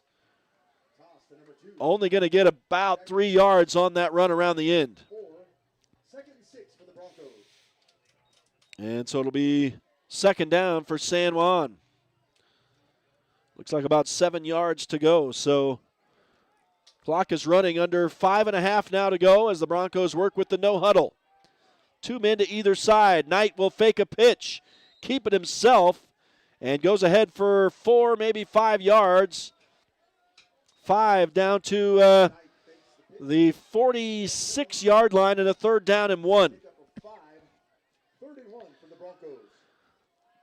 So San Juan very methodical here. Clock continues to run, down to 5 minutes to go in this 1st half. And Knight will drop back, has time, has protection, throws high and long. Javen Montella unable to pull that down. And again, that was the patented play to Javen Montella where Jayton Knight just throws it out there and Montella beats his man, gets behind him, gets a little distance, just unable to pull it in that time. So back-to-back incompletions for Jayton Knight. Just his 3rd incompletion of the night. Will bring up a 4th down and short. And the Broncos near midfield, so they're going to call a timeout to discuss it here with 4:58 left in this 1st half. We'll step aside as well, and we'll come back to San Juan High School where the Broncos lead it 34-0 over Judge Memorial in the 2A state quarterfinals. Friday Night Lights on Red Rock 92 and StreamUtah.Live. San Juan County Adult Education empowers students to gain the technical, business, or college skills necessary to enter the workforce. At San Juan County Adult Education, adult learners are given the opportunity to reach their personal, educational, and career goals. Students can earn a high school diploma, obtain a GED, increase their wage earning potential, and decrease barriers to self-reliance. To learn more, visit any USU Learning Center in San Juan County or email Gina Grover at jgrover@sjsd.org. Back live to San Juan High School as Jayton Knight rumbles ahead for 6 yards and easily moves the chains for San Juan. Friday Night Lights on Red Rock 92 and StreamUtah.Live. As San Juan gets a new set of downs, they convert their first 4th down try of the night. And they move it across midfield into Judge territory at the 48 as Knight takes the snap in the shotgun, shovels it ahead to Jagger Neves on that inside shuttle pass as flags fly in the San Juan backfield, and it'll be a hold on the Broncos.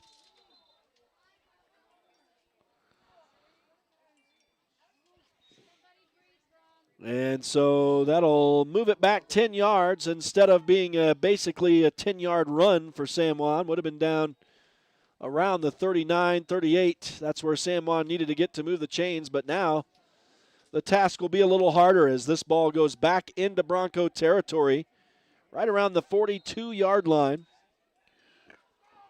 So 1st down and long for the Broncos. And a little reverse play as Branton Bethea takes a handoff. And that did not fool the Judge Memorial defenses, but they not able to get downfield very far, maybe 4 yards on the far side. But that was a handoff, I believe. So Branton Bethea, I'm going to give him some. I don't know. I don't know how to call that. We'll have to call it a pass, I think, maybe. And give Jayton Knight some passing yardage. He throws to Branton Bethea again, and this time Bethea breaks free and down the sideline. He's finally tackled, but not before he picks up a San Juan first down inside the Bulldog 35.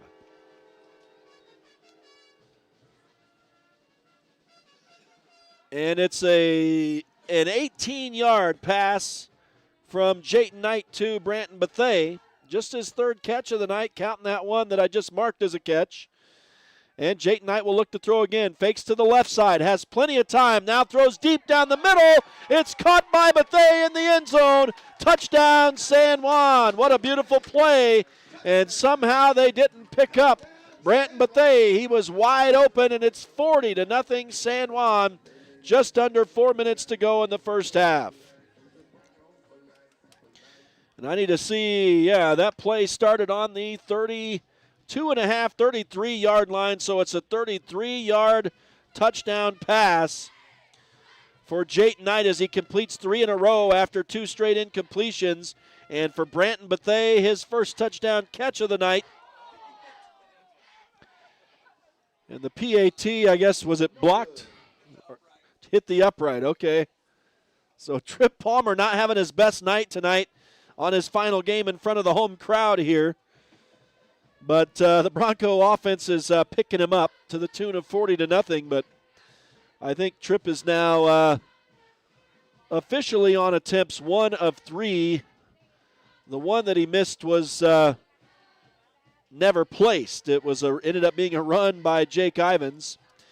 But for Branton Bethea, it's his 8th touchdown catch of the season. And with 4 touchdown passes on the night now, Jayton Knight has 32 on the season. So the Broncos now have earned a running clock to start the second half unless Judge Memorial is able to put some points on the board. But they've shown no indication that they're going to be able to do that so far here tonight. San Juan up by 6 touchdowns now.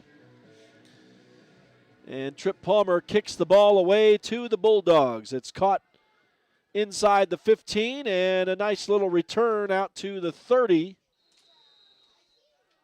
And across the 30 to the 32 is where they'll spot it. So Judge Memorial will have a 1st and 10 from their own 32. Looking to get it in gear offensively, and we'll see if it's Taki Tonga who comes out again at the quarterback position, the senior who did not start the game, but the Bulldogs trying to mix things up after Adrian Palmer didn't find a whole lot of success. But it is Palmer back in, so Adrian Palmer, the starter's back in, and he hands off to Texas Wild, who picks up a quick 2, maybe 3 yards here.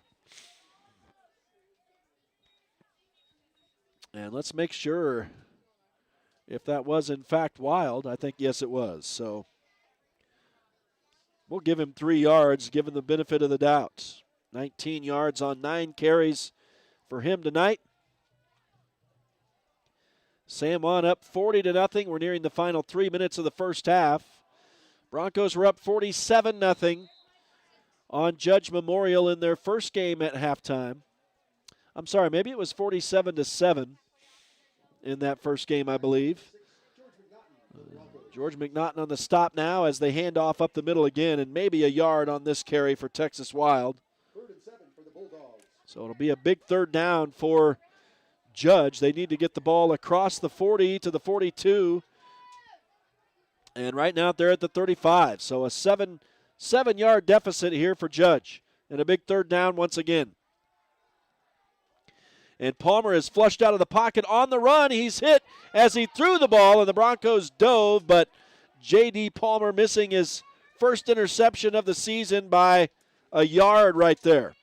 And so the incompletion will make it 4th down and 7 for Judge. Adrian Palmer falls to 3 of 11 on the night. And it looks like the Bulldogs are going to come out in the punt formation again. Branton Bethea back deep for San Juan. He's run one almost all the way back. He was stopped at the 6-yard line on a really nice return. And if you're Judge, I think you don't really want to punt the ball to him in the air. And now they're going to fake it and try to run for the first down, but that absolutely does not work. They snapped it directly to Texas Wild, and he ran for no yardage. And so that will make it a turnover on downs for the first time tonight. So 6 straight punts and now a turnover on downs. And the Broncos looking to score on their 7th possession in a row here in this first half on an ill-advised fake punt attempt from Judge Memorial.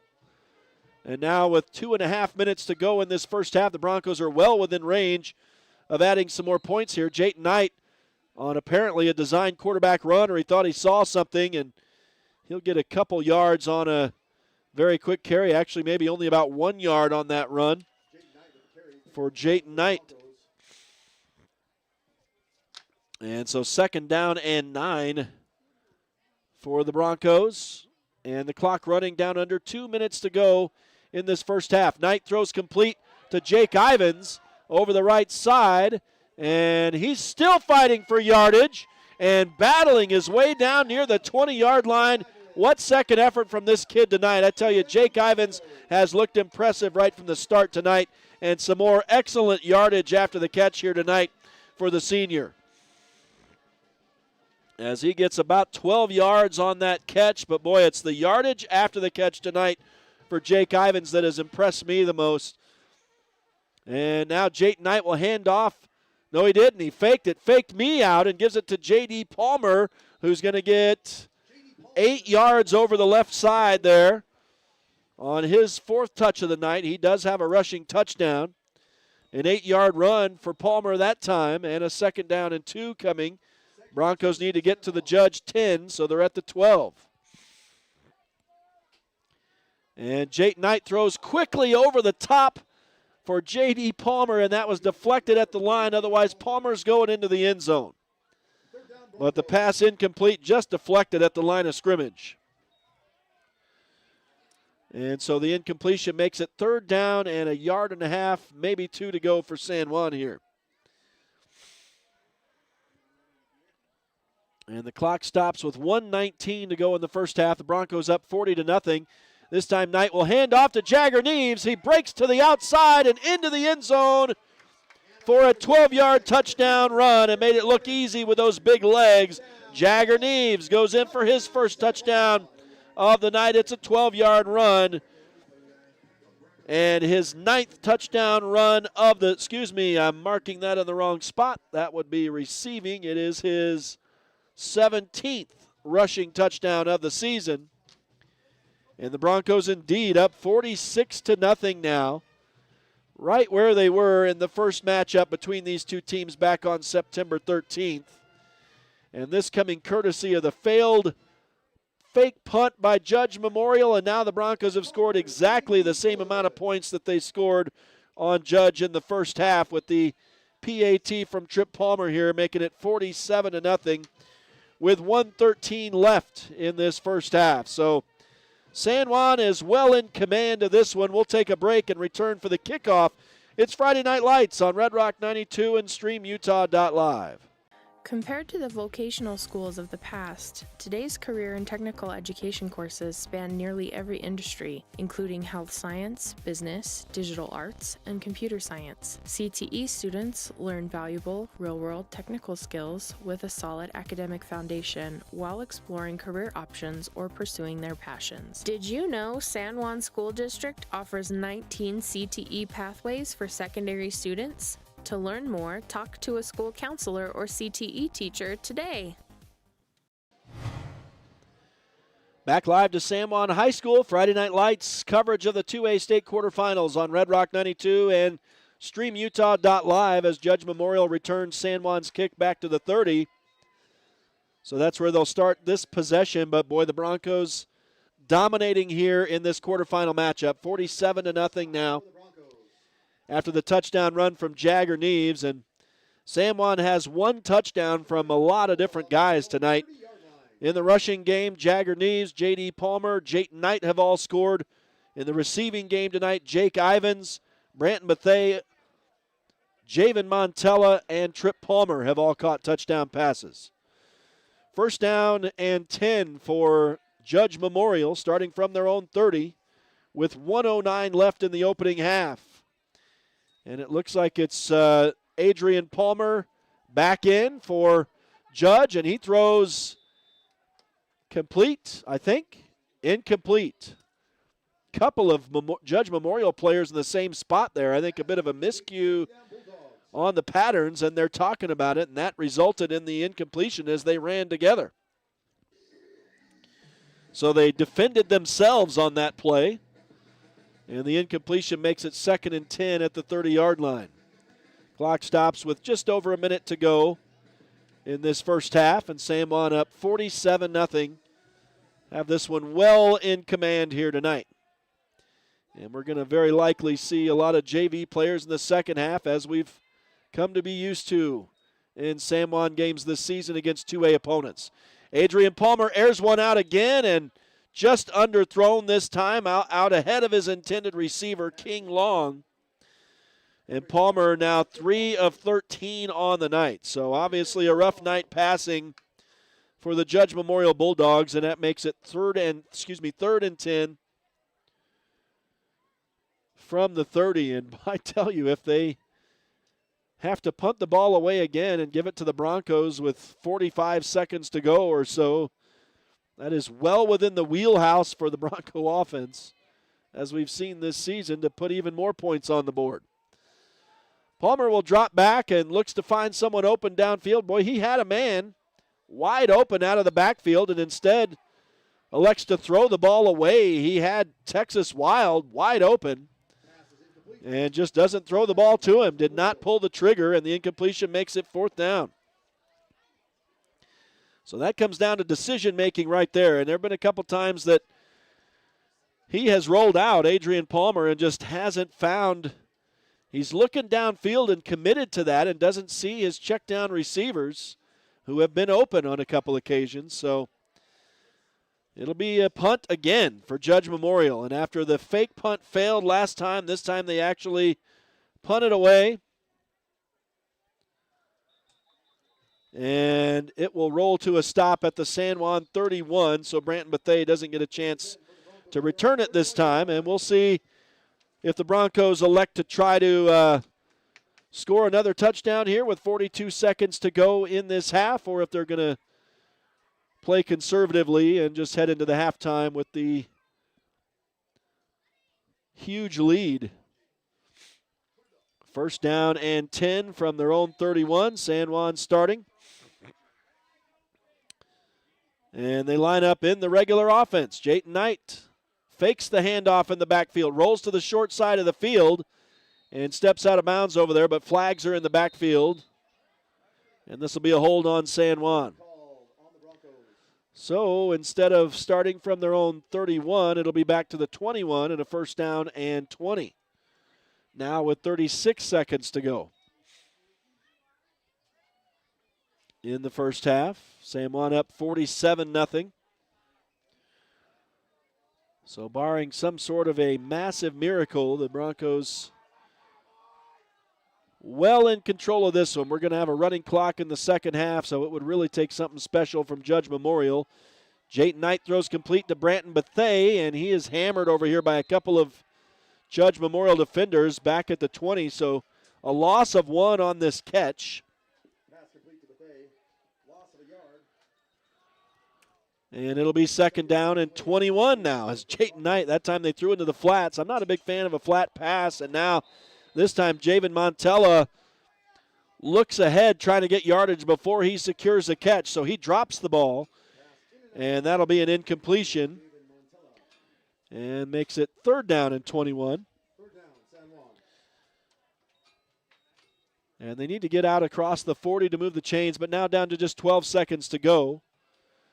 And the Broncos looking like they're still going to try to make some offensive yardage here. They pitch it to J.D. Palmer, and, man, he just runs a kid over on the far side of the field, and I wonder if San Juan will use a timeout. I don't think they will. and that'll do it. Final play of the first half. Excuse me, there are flags on the field. So let's wait and see what we got here. It's going to be a legal block on San Juan. The referees get their money's worth here in the first half on San Juan. Got to get that last call in with 1 second to go. That would have been a big gain for J.D. Palmer. And let's see. I'm not sure what has been called here.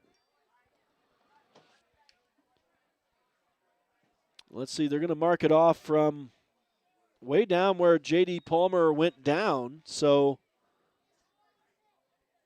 it'll go all the way back to the 22, and just 1 second on the clock here. And I'm guessing the clock's going to run here with the whistle. So I don't know, it doesn't. It won't run until the snap, so the Broncos will get a chance at one last play. J.D. Palmer pitches again, gets a pitch again, and he's going to run very similarly down to midfield. And so a big gain. Let's see, that was 10, 20.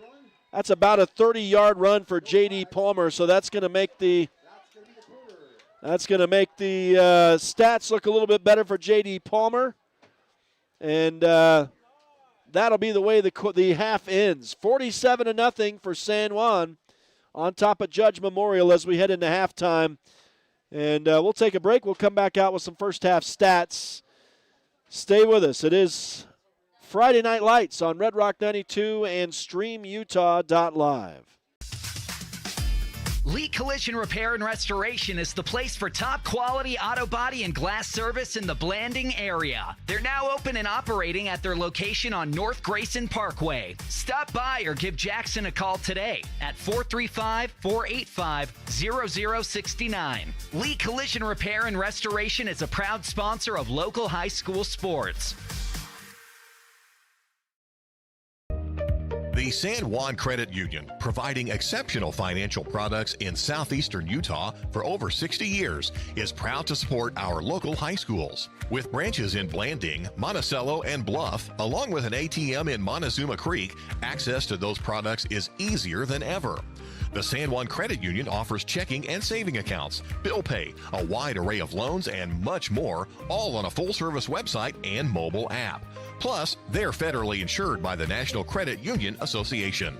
The San Juan Credit Union. Your money, your future, your credit union. Back live to San Juan High School. It's Friday Night Lights on Red Rock 92 and StreamUtah.Live. We're going to feature some halftime performance now from the San Juan cheerleaders. They're all dressed up as the Joker if you're trying to figure out what they look like. Everybody's creative, sometimes I'm afraid of rules and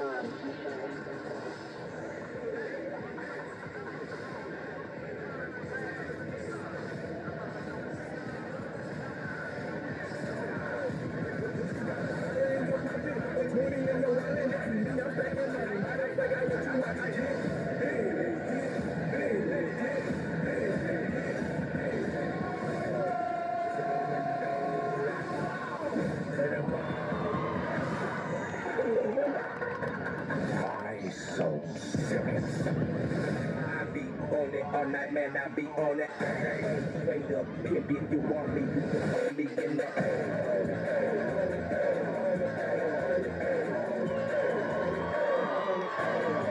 You came to bring the shit, like that, let him know. At this time, I made all my stuff to get down on the floor. Get down on the floor. Get down.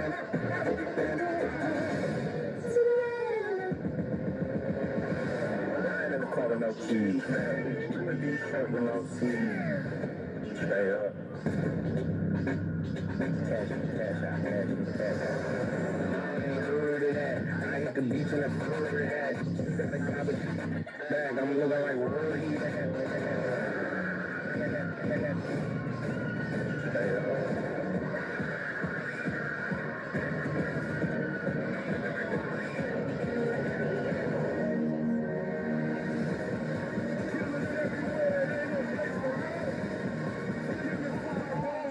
Just begun. Never made me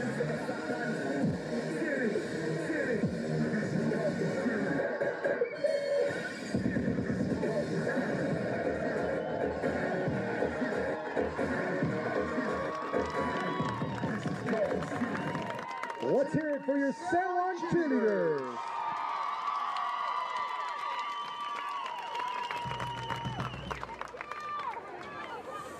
Nice performance by the San Juan cheerleaders here at halftime, and the Royals getting set to perform as well here at halftime. It's Friday Night Lights on Red Rock 92 and StreamUtah.Live, with the Broncos leading the Judge Memorial Bulldogs 47-0 at halftime in the 2A state quarterfinals. As the Royals now come out on the field and get set for their performance. Some of these cheerleaders are still on fire on the sideline here. I think smoke is just now finishing up. We've seen smoke on a couple occasions tonight when the Moab flight team delivered the football as well. Some parachuters came in on fire, and that was a cool intro to the game tonight. But here are the San Juan Royals now at halftime in this one. Next up, your San Juan Royals.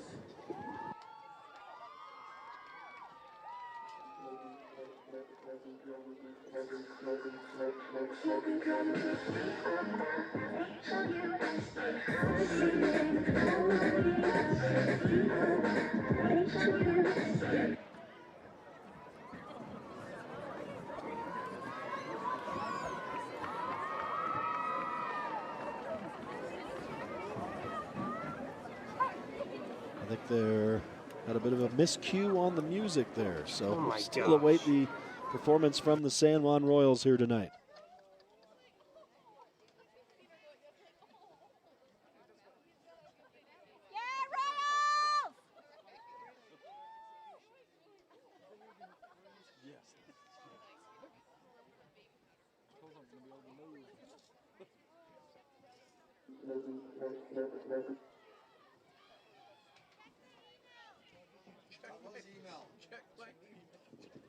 That was the email. Okay, it looks like a bit of technical difficulties here on the San Juan Royals halftime performance. I think we'll step aside for a bit of a commercial, and we'll return when they get underway. It is Friday Night Lights on Red Rock 92 and StreamUtah.Live. Get the resources and quality of a big school education and the support of a smaller school at Utah State Blanding. Explore over 70 degree and certificate programs to find your perfect fit and experience personalized learning with small class sizes and dedicated faculty while getting the classic college experience. A Utah State education is affordable too, thanks to competitive tuition and tons of scholarship opportunities. Visit blanding.usu.edu to learn more about becoming an Aggie in Blanding.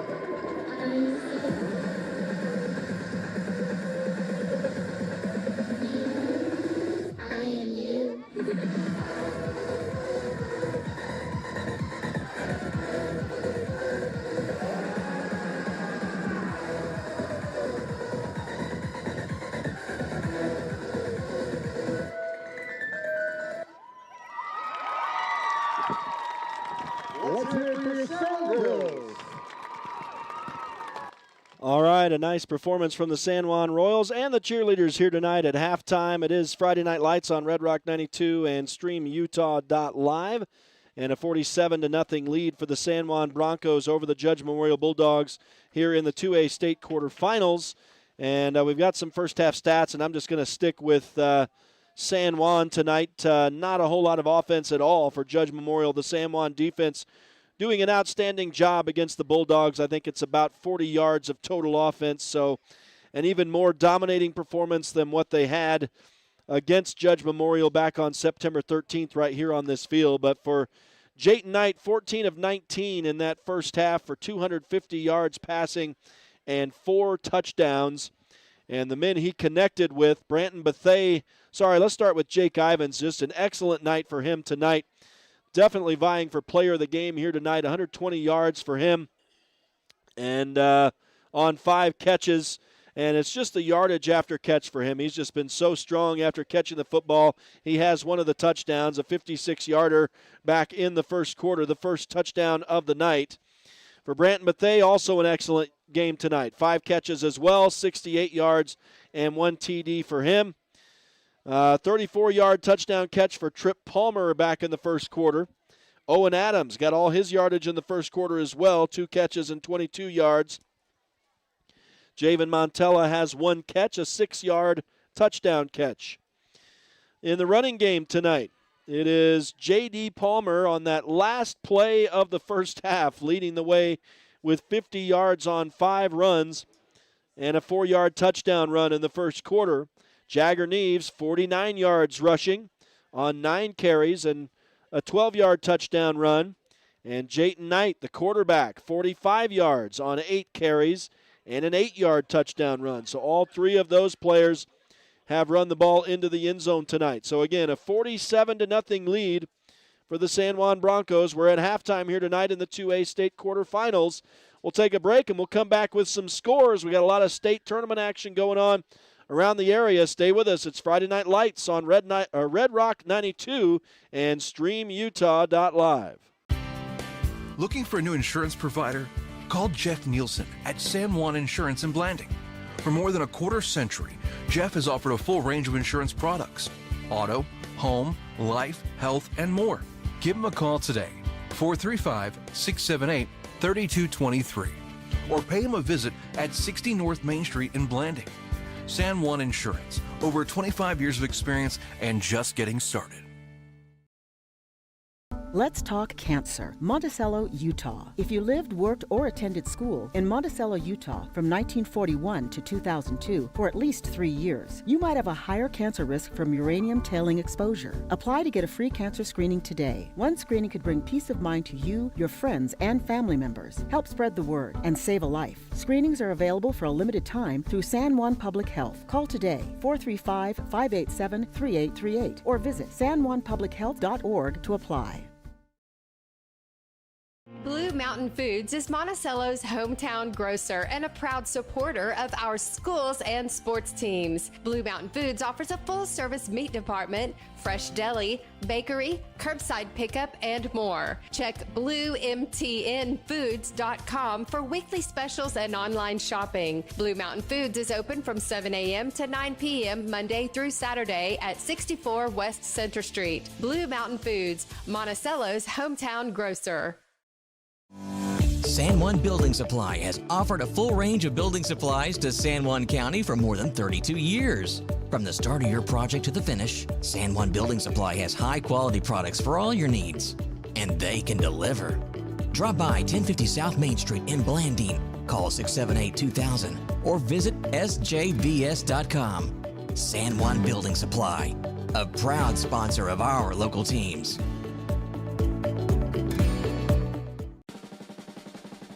Holiday Construction is your one-stop source for gravel, concrete, excavation services, and custom hauling. We've proudly served San Juan County with quality and dedication for over 40 years. Call Holiday Construction today at 435-678-2028. We're proud supporters of high school sports and our community. Super busy households need super fast internet, and Emory Telecom has just what you need with this special back-to-school offer.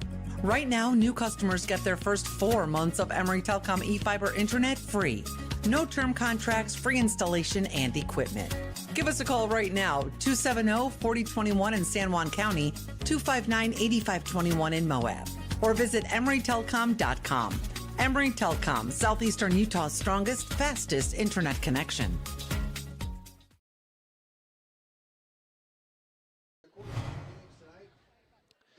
Back to San Juan High School, Friday Night Lights on Red Rock 92 and StreamUtah.Live as the Broncos lead the Judge Memorial Bulldogs 47-0 here tonight in the 2A state quarterfinals. And I've got some scores for you on the volleyball side. Stand by just a second.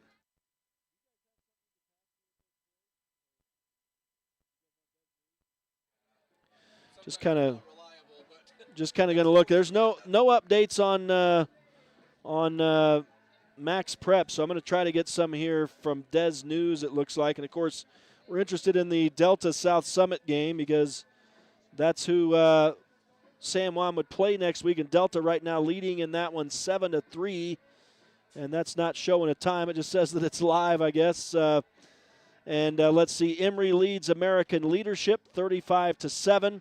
Summit Academy up over South Sevier 14-7. And I'm guessing those are halftime scores.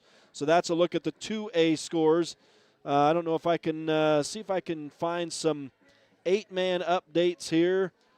Max Prep's not doing a great job, but I do have one update. Looks like Rich leads Utah Military Academy Camp Williams 47-8.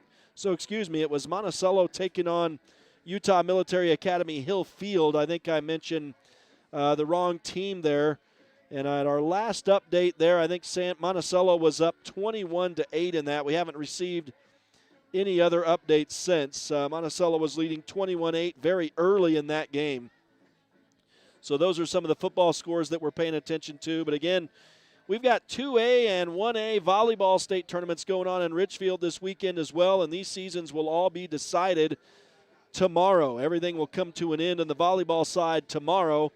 And for San Juan, the Lady Broncos won this morning against St. Joseph. Number 9 San Juan beating number 8 St. Joseph, but a tough one for the Lady Broncos in the quarterfinals, losing to number 1 North Sevier in straight sets. So the Lady Broncos drop into consolation play. They're in the 5th place bracket now, and they'll be taking on South Sevier tomorrow morning at 9:15. So that's another tough matchup for the Lady Broncos against number 4 entering the tournament, South Sevier. For Grand County, the season came to an end today. They lost to number 1 North Sevier in straight sets and then lost in straight sets to number 8 St. Joseph, the team that lost to San Juan. So the Grand County Lady Red Devils season ends today in the 2A Girls State Volleyball Tournament. A lot of 1A action going on right now, and we can report some scores in second-round matchups. Winners today, Monticello, number 5 Lady Buckaroos against number 12 Escalante, winning in straight sets. And they are underway now in the state quarterfinals against number 4 Manila. So that is a battle for Monticello against a tough team going on right now in Richfield. And hopefully we'll get an update. Art Adair is updating me from that tournament. Though he is not on the broadcast tonight, he's updating me from Richfield. Monument Valley also victorious tonight in straight sets. That's the number 3 Lady Cougars over number 14 Tentic, 3-0. And Monument Valley playing right now against number 6 Milford. And so those two teams victorious and underway in the state quarterfinals right now. Our other two teams suffering losses, number 13 Green River in straight sets to number 4 Manila. So Manila's the team that's taking on San Juan now. And number 7 Whitehorse losing in straight sets to number 10 Wayne. And so it'll be Green River against Escalante. And actually, I think that one obviously should already be underway. 6:30 start for that one, Green River against Escalante, and I haven't seen a final in that one. I might have to check and see if I can find that. But Whitehorse is up against Altamont, and that should also be underway as well in consolation play. And let me dip into Max Preps here and see if I can find some volleyball updates and find out what's going on with those teams. We'll see if we can get an update here. I think it's right now just showing the games that are already in the books. So, yeah, it's not no updates right now on any of those games. I think we've got some Colorado football going on. And let's see if I can get some updates on any games going on over in Colorado. It's always hard to make that happen. Yeah, there's nothing for Montezuma Cortez. They are hosting Bayfield tonight. All our Colorado teams are at home tonight. In the 8-man league over there, we have one update. And, boy, a tough one for Dove Creek. The Bulldogs losing to Sanford 41-18. So just the second loss for Dove Creek this year as they fall to Sanford, who is now 6-3 on the year. So a little bit of a surprise there, but Dove Creek came up against it tonight, suffering a big loss. So That's a tough update from Colorado. But we're set to get back to action here in the second half of the 2A state quarterfinals as the Broncos lead the Judge Memorial Bulldogs here 47-0. And the kick from Judge is away, and the Broncos receive, and they will hand off to Javen Montella. He tries to cut it up the sideline on the outside, gets down to around the 30-yard line before he's brought down. And so San Juan will have a first down and 10 there. And if tradition is true, San Juan will have the starters out offensively on this series, and this will probably be the last time we see them tonight.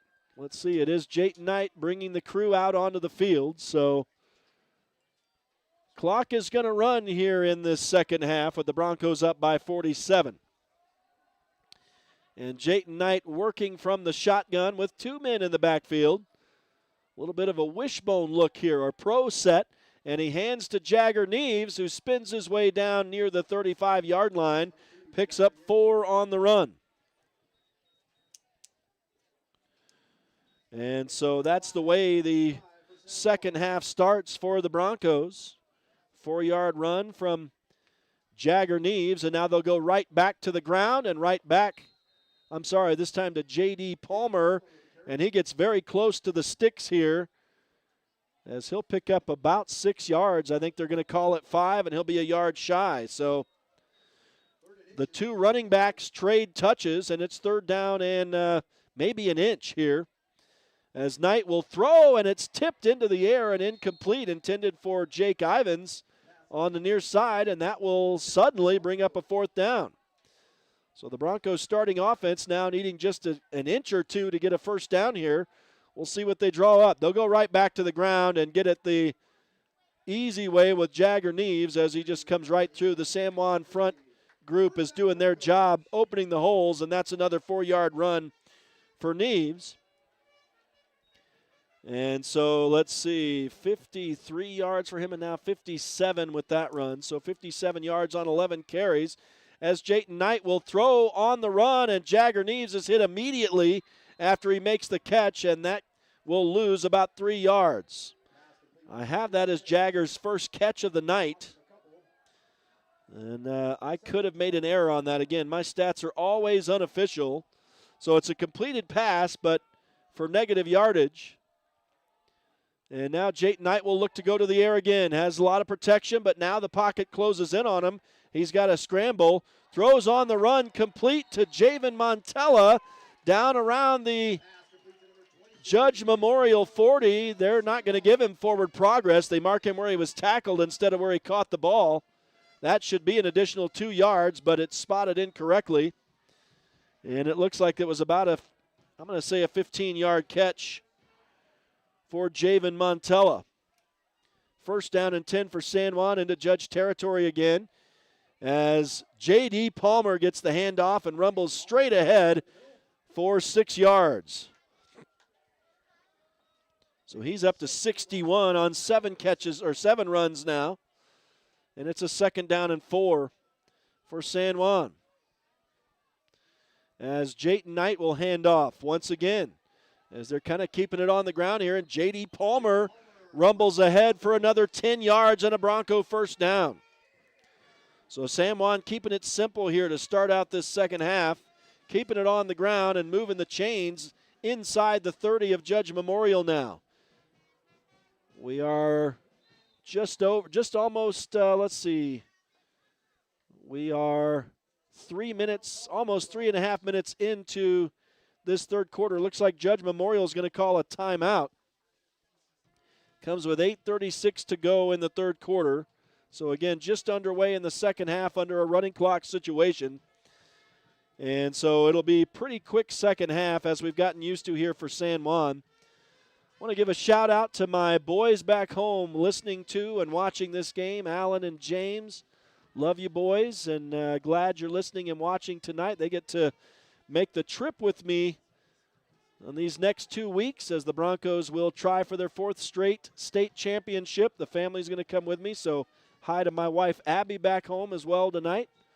very faithful listener and watcher of San Juan football and even Monticello football, all the years that I broadcasted them, leading up to moving over to San Juan when it moved over to Red Rock 92. And now Jayton Knight, speaking of the Broncos, is going to do it himself all the way down to the 10-yard line on a run as he's finally forced down inside the 10. And that play originated around the 28 down to the 8. So a 20-yard run for Jayton Knight has the Broncos in business down inside the 10. And now Knight will hand off to Jagger Neves, who gets caught up in a crowd in the middle, maybe a yard on that run into a gaggle of players. And it will be second down and goal, as the Broncos trying to punch in their 8th touchdown of the game. And Javen Montella again working from that pro set in the shotgun. And he'll fake the handoff in the backfield and throws a beautiful ball into the end zone. Caught for a touchdown by Owen Adams. Owen Adams with his first touchdown catch of the night as they finally get the 5th receiver with a touchdown. Owen Adams' 7th touchdown catch of the season.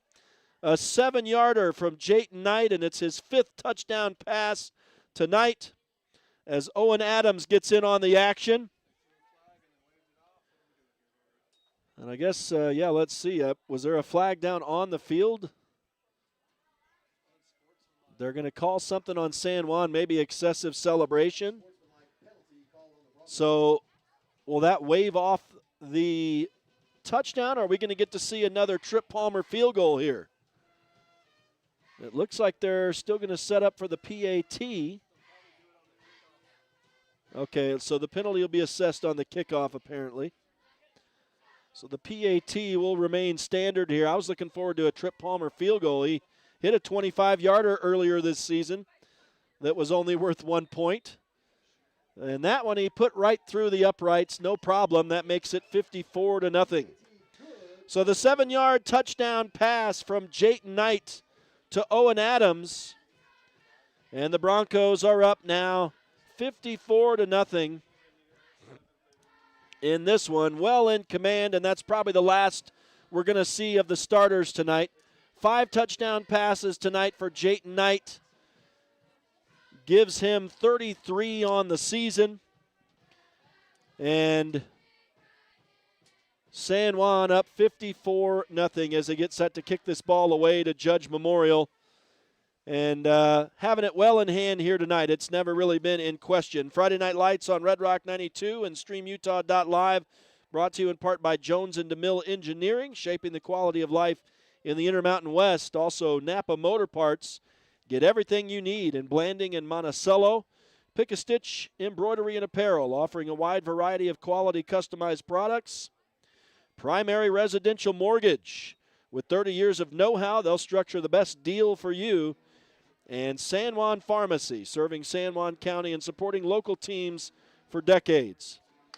So San Juan up by 8 touchdowns now, 54-0. And we're going to see San Juan have to kick the ball away from their own 25-yard line here. Trip Palmer still doing the honors. And a low kick is going to bound its way into the middle of the field and just fallen on there by number 72 for Judge Memorial. And I'm not sure if that's Isaiah Akon or Thomas Lapp, 2 guys listed on the roster wearing number 72. So one of those guys. And with 7:06 to go in this 3rd quarter now with a running clock situation, Judge Memorial will take over from their own 35-yard line. And 1st and 10 for the Bulldogs. And I'm guessing it's Adrian Palmer in there at QB, but I haven't seen the number. He fields a low snap and immediately throws complete to the near side, and that's something that hasn't really worked all night tonight, but he connects with King Long here for 7 yards. So a 7-yard pass, and Palmer now 4 of 15 on the night for 27 yards after that completion. Second down and 3 at the 42 of Judge Memorial. Again, the clock is running under running clock rules now. 6:15 to go in the third quarter. As Adrian Palmer will work from the shotgun. Looks to pass again. He's flushed out of the pocket by who else but George McNaughton, and I think McNaughton has also drawn a holding penalty here against Judge. A pass thrown over the middle is incomplete, and we'll see what the Broncos do with this holding call here. If they decline it, it's going to be third down and 3, but they're going to accept the penalty, so it'll be second down and 13. As they mark it back inside the Judge 35 to the 32-yard line, it looks like.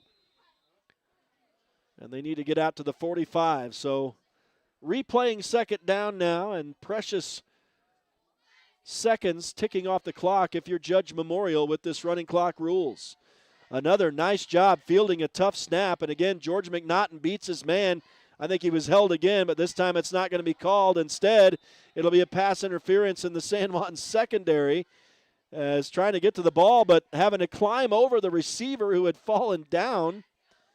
I think is number 26 out there for San Juan, Jonah John, the freshman. Am I seeing that number right, or is that 28? So that would be the third option. I'd be 0 for 2 trying to find out who this kid is out here. We're not sure, and we may not know because since it's a penalty on him, I might not get his name, I think. It'll be a first down for Judge on the pass interference at any rate. And the ball up now closer to midfield, up at the 48-yard line. So it was just enough to move the chains, of course. They needed 13 yards, got 15 on the penalty. They've had more first downs by penalty tonight than by their own offense. And now again, George McNaughton forcing Adrian Palmer out of the pocket, and he throws incomplete, just throws it away on the sideline. So George McNaughton now just wreaking havoc in the backfield for San Juan and giving Adrian Palmer a lot of trouble. In fact, they've had to hold him on a couple occasions. One of them was called, but George McNaughton right now, who leads San Juan in sacks this season, is really making his presence felt down there. Only 4 sacks on the season officially, but boy, he's gotten a lot of hurries as well, and you don't see stuff that doesn't show up on the stat sheet as Adrian Palmer throws incomplete on the far side now. And that'll bring up a third down and 10 for the Bulldogs on their own 48. So another big third down. I'm guessing if they don't convert here, they'll continue trying for it. Down by 54 and in a running clock situation with just 4:30 left in this third quarter, I'm trying to say. Trips to the left for the Bulldogs. San Juan jumps offside, though, so if nobody jumped for Judge, it is encroachment on San Juan, so it's going to be third down and 5. So San Juan helps Judge out a little bit, but the Bulldogs still have to work to get the first down here as the ball moves into the San Juan side of midfield. Down to the 48 for the Broncos, and Judge will bring it to the line of scrimmage here. Adrian Palmer continues working in the shotgun. Still trips to the left as well. One man wide right. And I'm guessing that's Texas Wild in the backfield with Palmer. Palmer will keep it himself on a designed quarterback run, and he's going to be swallowed up right at the line of scrimmage for no gain. And that will make it a fourth down and 5 for the Bulldogs. Brad Scow on the stop for San Juan, of course wearing 99. He started the year wearing jersey number 50. Threw us the curveball. I think he's the only man who's changed jersey numbers this year.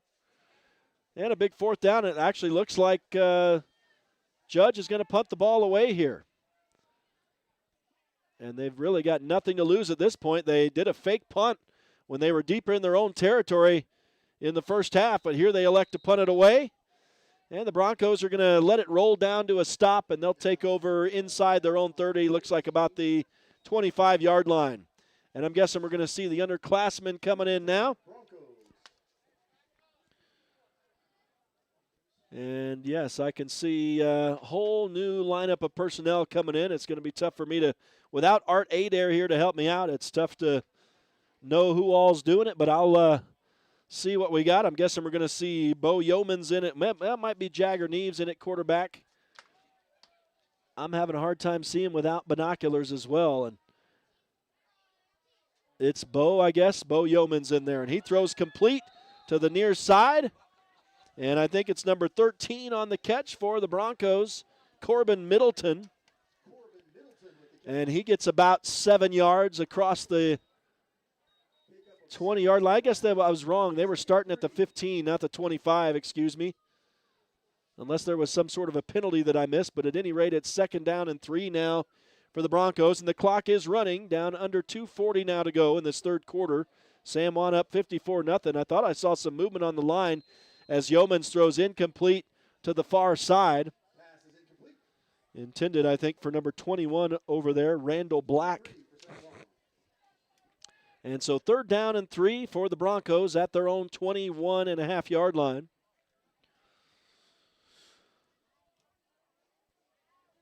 And they'll bring it back to the line of scrimmage.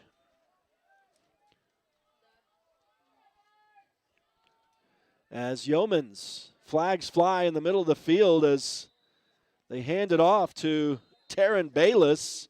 It would easily be a 1st down if it stands, but I'm guessing it's coming back, and it is on a hold. So a holding penalty on the San Juan JV offense, and that will make it a 3rd down, and I'm guessing 13 here after the penalty. So now they've got their work cut out for them. That'll push the ball back inside the 20. Actually back down to the 12-yard line. So Bo Yeomans working from the shotgun, running this offense now, and that ball is deflected and intercepted, I believe. Yes. That was a miraculous catch, if it was a catch, by number 6, Carter Imamura. That's his first catch tonight. He hasn't caught one as a receiver for Judge Memorial, but he intercepts this Bo Yeomans deflected pass. We've got a replay on StreamUtah. It'll be interesting to see, and it's a little bit inconclusive whether or not he got the hand under there. I'm sure it touches the turf, but if he's got the hand under it, I think it can still touch the turf. It was definitely close, but they've ruled it an interception, and it's 1st and 10 for Judge, and they're knocking on the door to the San Juan red zone for the first time tonight. But, of course, this is all coming against the San Juan JV team. So I have stopped computing official stats here tonight, and my stats aren't official anyway, as we roll down under 90 seconds to go in this third quarter in a running clock situation with the Broncos up 54-0. They won the first meeting between these two teams this season 53-7, so they've already outscored themselves, has the San Juan offense. And obviously it could be even worse if the Broncos wanted to keep the starters in and keep putting points on the board. But they have elected to bring in the JV and likely some C team members now out there on the field. And there's a nice open field tackle by Brad Scow as he gets into the backfield and pulls down Texas Wild. And that'll make it a 3rd down and about 7 for the Bulldogs, right where San Juan was originally at the 22-yard line or 23. We'll see if this JV San Juan D can get a stop here on the Judge Memorial starting offense. They go with a hard count to see what the San Juan D is doing, and now Adrian Palmer will step up to the line, call the play, and he'll work from the shotgun with Texas Wild in the backfield with him. Throws over the middle. It's complete and into the end zone for a touchdown. Goes Judge Memorial. And who made that catch? Can you guys see that number? It is number 11, King Long. Makes a 22-yard touchdown catch. And that was the final play of the third quarter. As the third quarter comes to an end, we kind of just, we'll see if the refs raise a stink. The refs are not even reacting, so Oh, there you go. So the ref said go ahead and run it. I think technically it's supposed to stop, but wow, that was a worm burner. Did that kill someone down there at the line? He got a big divot there, and I think kicked dirt as much as he kicked the ball. And so the PAT fails, and 54-6 is the score. We're going to step aside, take a break. We'll return to the San Juan High School football field for the start of the fourth quarter. It's Friday Night Lights, 2A state quarterfinals, with the Broncos having this one well in hand over Judge Memorial on Red Rock 92 and StreamUtah.Live. Looking for a new insurance provider? Call Jeff Nielsen at San Juan Insurance in Blanding. For more than a quarter century, Jeff has offered a full range of insurance products: auto, home, life, health, and more. Give him a call today, 435-678-3223, or pay him a visit at 60 North Main Street in Blanding. San Juan Insurance, over 25 years of experience and just getting started. Let's talk cancer. Monticello, Utah. If you lived, worked, or attended school in Monticello, Utah from 1941 to 2002 for at least 3 years, you might have a higher cancer risk from uranium tailing exposure. Apply to get a free cancer screening today. One screening could bring peace of mind to you, your friends, and family members, help spread the word, and save a life. Screenings are available for a limited time through San Juan Public Health. Call today, 435-587-3838, or visit sanjuanpublichealth.org to apply. Back live to San Juan High School, where J.D. Palmer has just returned the kickoff all the way to the end zone. And nothing on the field other than an injured Judge Memorial player. No flag down. So J.D. Palmer gets the Broncos, I believe, third kickoff return for a touchdown this season. And boy, when he gets into open field, he's scary, of course. Nobody brought him down. And it's a touchdown run on the kickoff return for J.D. Power and Associates. And the Broncos increase the lead to 60-6 on that accidental, if you will, touchdown, as they make Judge Memorial pay for scoring their first touchdown of the season and earning a kickoff here tonight. And now we do have a Judge Memorial player down on the field injured. So I think we will also step aside for this timeout. 11:41 remaining in the game under running clock rules. The Broncos up 60-6 over Judge Memorial in the 2A state quarterfinals in Blanding. It's Friday Night Lights on Red Rock 92 and StreamUtah.Live.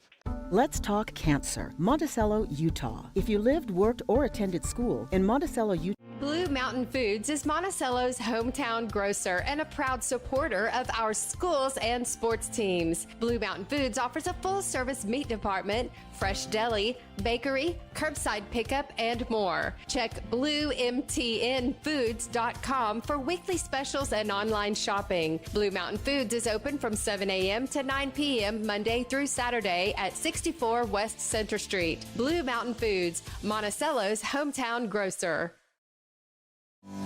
San Juan Building Supply has offered a full range of building supplies to San Juan County for more than 32 years. From the start of your project to the finish, San Juan Building Supply has high-quality products for all your needs, and they can deliver. Drop by 1050 South Main Street in Blanding, call 678-2000, or visit sjvs.com. San Juan Building Supply, a proud sponsor of our local teams.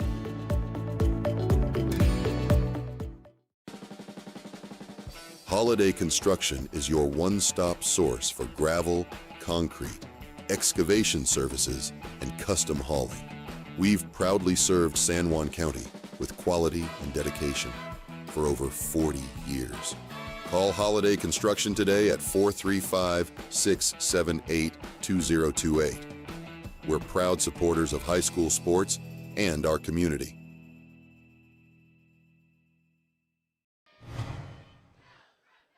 Back live to San Juan High School. Friday Night Lights on Red Rock 92 and StreamUtah.Live. Coverage of the 2A state quarterfinals here tonight in Blanding, where the Broncos lead it 60-6. The PAT, after that touchdown run by J.D. Palmer on the kickoff, failed. It was not Trip Palmer. It was Randall Black who came in to attempt that. And again, if you're just joining us, it's a running clock rules here in the second half, just like it's been all year for San Juan against 2A opponents. And And the Broncos have the JV and the C team in to finish this one out. But J.D. Palmer, obviously a starter, and he made no mistake running a touchdown back for the Broncos. And now the Bulldogs have more trouble on a San Juan kickoff, but they're able to fall on the football at their own 35-yard line. And so 11-17 remaining in this one. And again, it's a running clock situation here with the Broncos up by 54 points. And we'll see what the Judge offense brings out here against a heavily JV team here for San Juan on the defense. So they're getting some varsity minutes in here late in the game again. And the throw down the middle of the field deep intended for King Long falls incomplete, out of the reach. I'm not really keeping stats for either team once the JV starts to come in anymore, so I think I'll just be reporting final varsity stats tonight. And it's a tough call on player of the game tonight. Jake Ivins has obviously had a great game, but he's been player of the game couple times this season already. The quarterback, Jayton Knight, has had a great night tonight as well. All the receivers for San Juan have had a good night. It's been a good team effort as Judge Memorial tries to run the ball up the middle, and a player is down in a heap there after that whistle. It's slow to get up, but does finally get back up. It was no gain on the run here. And a 3rd down and 10 now for Judge Memorial as we're down to just over 10 minutes to go in a running clock situation in this game tonight. J.D. Palmer has had a good game. Jagger Neves, of course, has had a great game. I think we might want to, I don't know. I will definitely talk with Coach Christensen, and I'm not sure if we'll bring a player up here tonight. It's a little bit tougher with Art Adair always runs interference for me, goes down on the field and reminds someone to come up and talk with us as Adrian Palmer throws an incomplete pass over the left side. That'll bring up 4th down. I mean, at this point, you got nothing to lose. If you're Judge Memorial, you may as well go for it here against the San Juan defense, but they're going to elect to just, I guess, play it like it's the first quarter here and punt it away again. This will be the second time here in the second half that there's really nothing to lose at this point. You may as well get all 4 downs, but they're just going to punt it. And the Broncos have victimized them on punt returns tonight, so we'll see if they can get this one in the air. And it's Cole Duke, I think, back here. Catches it on the run like a touchdown pass going backwards. Now he beats a man to the sideline, takes a big hit here at midfield, but a good hard return for Cole Duke. And the Bronco JV offense will come out starting at their own 49, I think, is where they're going to spot it.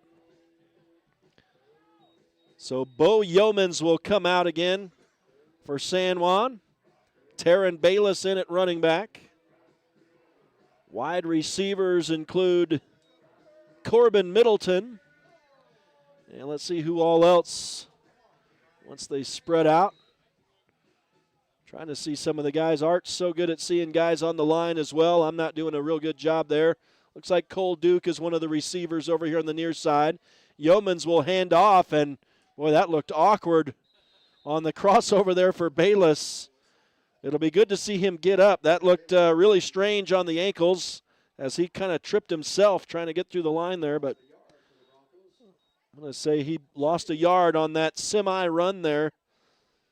And 2nd down and 11 for the Broncos in front of their home crowd for the last time this season as the playoffs will shift to the road for the remaining 2 weeks of the season. We'll be up in Lehigh at Zions Bank Stadium next week for the semifinals, and then down, assuming the Broncos make it to the championship game for the 4th year in a row, at Southern Utah University in a couple weeks for the championship game. But we don't like to count chickens before they hatch, but in the 2A ranks this season, there's been no opponent that's been able to challenge these Broncos. And I think that's what Coach Christensen was talking about at the beginning of the game that frustrated him a little bit, as the team has just had a tendency to assume it's going to come to them. And he wants them to have a more hard-nosed attitude, get back to fighting for it, regardless of who they're playing. I think they've done a good job, obviously, against Judge Memorial tonight, but this will be the easiest of the opponents they face in the postseason. And from here on out, the road will get a little tougher, but it won't be any surprise. It'll be all teams they've seen already this season, regardless of who ends up facing them in the semis and then the possible championship game. And third down and long here for San Juan after a loss of yardage. Bo Yeoman's working from the shotgun as they throw it short. Yeoman's threw it short, intended for Cole Duke. He was right at the original line of scrimmage, so the blocking not the same as it was with the starting front for San Juan. Yeoman's doesn't have near as much time as Jayton Knight has had all night, and that'll bring up a fourth down. And now the Broncos, I'm guessing, will go for it. Either that or they'll line up for that short punt from Yeoman's. We'll see what they elect to do here on their own side of midfield with a fourth down and about 19, it looks like here. As Yeomans brings him to the line of scrimmage, he is in the shotgun. We'll see if they run a play or if he punts it. Low snap, and he will quick punt it. It may have been deflected. And we'll roll to a stop at the Judge Memorial 36-yard line. So with 6:08 to go in the game, the Bulldogs will take back over, working against the San Juan JV defense here tonight. Trying to get some updates from Art Adair at the volleyball state tournaments in Richfield. Looks like Monticello lost their first set 25-23, so that's a battle against number 4 Manila there. And let's see, I think Green River is up 1-0. So, and that's a little bit in question according to what Art's saying. I guess the scoreboard operator's having a little bit of difficulty there. And now a run right up the middle for the starting running back, Texas Wild, for Judge Memorial. And that gashes the JV defense a little bit as he gets into San Juan territory and down around the 35. It's going to be spotted at the 37. Moves the chains, obviously, for Judge Memorial. And a 1st and 10.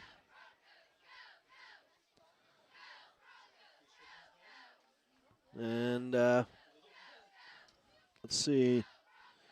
Delta was up 21-3 at the half over South Summit, so it's looking a lot like San Juan is going to be facing Delta in the state semifinals. As Judge Memorial throws for another first down here, Adrian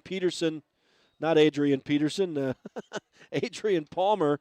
Adrian Peterson, that's a pretty big step up, I think.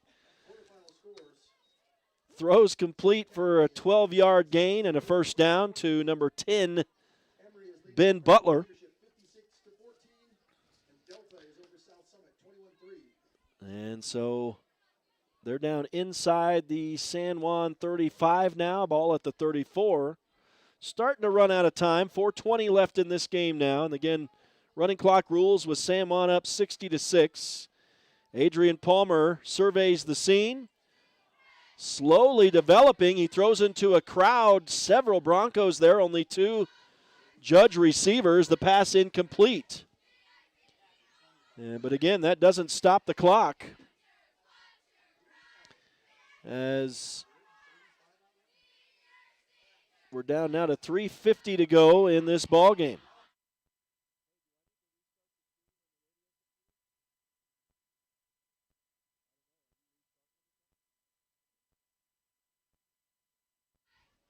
.340 now to go as Judge Memorial gets set to snap the ball on second down. And Adrian Palmer will hand off to Texas Wild, which is definitely one of the more wild names we've seen this season. And he goes ahead for 4 yards. That'll be a third down. This is clearly 4-down territory for Judge Memorial here, so they got 2 more shots to move the chains, I would say. They just need to get down inside the San Juan 15. Working against this JV Bronco defense tonight. It has been pretty much the standard situation. The Broncos up big, get the running clock in the second half, have the starters out for one offensive series, and then bring in the JV and C team to close this game out. And now Cole Duke breaks up a pass in the end zone. A nice play by Duke. And that will force a fourth down on Judge Memorial. So a good play in the secondary that time by Duke. As these players closing out this game in front of their home fans for the last time this season. We've got a timeout by Judge. 2:35 to go in the game. San Juan leads at 60-6 in the 2A state quarterfinals. We'll return in a moment. It's Friday Night Lights on Red Rock 92 and StreamUtah.Live. Super busy households need super fast internet, and Emory Telecom has just what you need with this special back-to-school offer. Right now, new customers get their first 4 months of Emory Telecom eFiber internet free. No term contracts, free installation, and equipment.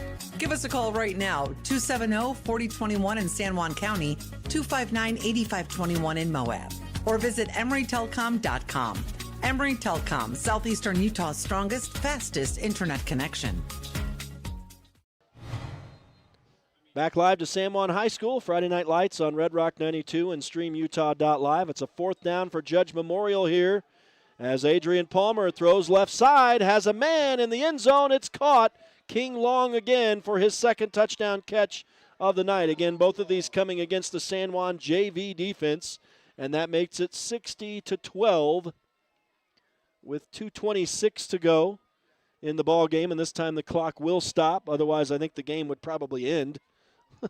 And so Judge is going to have a chance to kick this off. I wonder if they'll try for an onside kick here. But we're going to do the PAT first. They failed on their first try. This young man, number 34, Porter Smith, booted it right into the line last time. We'll see if he gets a little more loft on this attempt. No, he doesn't. He line drives it right over the lineman's head that time. He gets a lot of dirt. We see a lot of dirt fly as he kicked. He's getting a little bit too much earth there, I think, on that kick attempt. He looks a lot like when I play golf is what happens there. So that's exactly where my ball goes when I play on the golf course. And so it remains 60-12 with 2:14 left here tonight. It's going to go real fast with a running clock. And, in fact, San Juan may go into victory formation on this possession. We'll see what they elect to do with the JV and C offense out on the field. They may be bringing some of the starters back out. Well, this is just a kick return. So, on the last kickoff from Judge Memorial, a name you're familiar with, J.D. Palmer, ran it all the way back for a touchdown. The most impressive thing was that there weren't any flags on the field on that play. This time, Palmer's on the sideline, though, so he's not going to be running another one back this time. And we'll see what Judge does on this kickoff, if they kick it deep or try a sneaky onside try. They're going to just boot it normally and give the Broncos a chance to return it. Little fake handoff, and now trying to get around the outside, having his jersey ripped off as he does so, is number 34 for San Juan, Jet Richmond. That's another good name. And 84, excuse me. So we'll try and find Mike and Keith, the sophomore, on the return there. Thank you, guys. And the Broncos will start from their own 20-yard line. We'll see if they run some plays or if they just down it here. Again, the clock is running, and it's down near a minute to go in the game. So if we see a play here, there's probably only going to be one. I think it's just victory formation is what I'm seeing here. So the Broncos are probably going to down it. I think they're just going to have to wait, obviously, so they can just down it one time and call it a night. Yeah, Jayton Knight is in at quarterback and he had a tough time. He wasn't quite expecting the snap, I don't think, there, but he downs it, and I think that's it. I don't think they have to snap the ball again. I guess they have to do it one more time because there was more time on the clock than what's on the play clock. So, and that is downed. Once again, it wasn't pretty, but they get it done here in the last couple plays in the victory formation. And San Juan's going to win this one by the final of 60-12. And those 12 points, obviously token points at the end of the game against an underclass defense. And so the Broncos head to the 2A state semifinals. It's very likely they're going to be facing Delta next week at Zions Bank Stadium. And it's very likely that Monticello is going to be moving through in the 8-man ranks as well. And we'll see. So, yeah, Delta, I think, is going to advance, and San Juan will probably play them. That'll be a 1 o'clock kickoff next Friday, I believe it is, November 9th. I might have to check the calendar to figure that out 100% for sure. This is the 1st, and so, no, that will be a Saturday. That's next Saturday, excuse me. Be sure and tune in, and I'll try to get you the right news next week when that game's set to go. But the Broncos going to be in the semifinals nonetheless. We're going to take a break here and return with final game stats real quickly. We'll try to get an interview with head coach Barkley Christensen. I think I might call Jayton Knight the player of the game tonight. See if I can interview the quarterback here tonight. We'll see if we can send someone down to bring these guys up. We'll see how it goes. But, again, we'll take a break, and we'll start the postgame when we return. It's Friday Night Lights on Red Rock 92 and StreamUtah.Live. Hi, I'm Logan Monson, Mayor of Blanding. As a resident hundreds of miles away from the Wasatch Front, I often feel the issues and concerns facing me and my family are not given the attention they deserve. Rural Utah is not merely a backdrop for tourism campaigns, it's where we have chosen to live and raise our families. We need leaders who will prioritize the issues we face and empower our communities to reach their full potential. That's why I'm excited to be a candidate to represent you in the Utah State Legislature. Rural Utahns provide food, fuel, water, and recreation to the entire state, and yet our voices are regularly overlooked. I am proud of our conservative values and a passionate advocate of our way of life. I am also a lifelong Republican, father to 4, and 5th-generation livestock producer. My time in public service has taught me to be effective and deliver results. I will bring this experience to our state capitol to ensure that our district can succeed without government interference and wasteful spending. I will fight to defend our rights to public lands and promote local control. I will unite all 6 counties in our district and rally urban interests to our cause. My commitment to serve others is not just a slogan. It is the very fabric of my life. I have no agenda or motive but to protect our corner of the state as a place where families can flourish. As your representative, I will work with you to build a stronger, more resilient future for rural Utah. I hope to earn your support and invite you to learn more about my campaign at votemonson.com.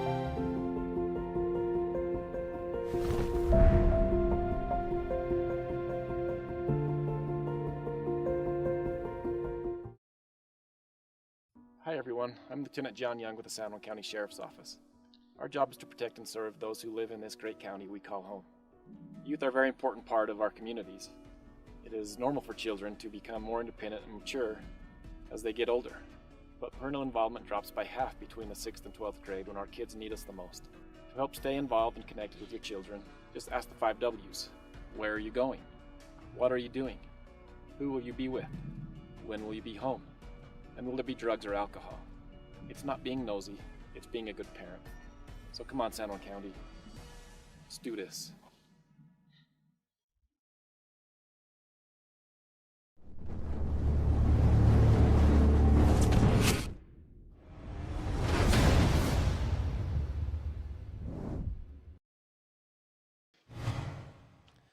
Back live to San Juan High School in Blanding. Friday Night Lights postgame show on Red Rock 92 and StreamUtah.Live. It's a 60-12 final here tonight. We're going to look at some final game stats and hopefully get a chance to talk with head coach Barkley Christensen and the San Juan quarterback, senior quarterback Jayton Knight, who threw for 269 unofficial yards tonight, 17 of 22, also unofficially.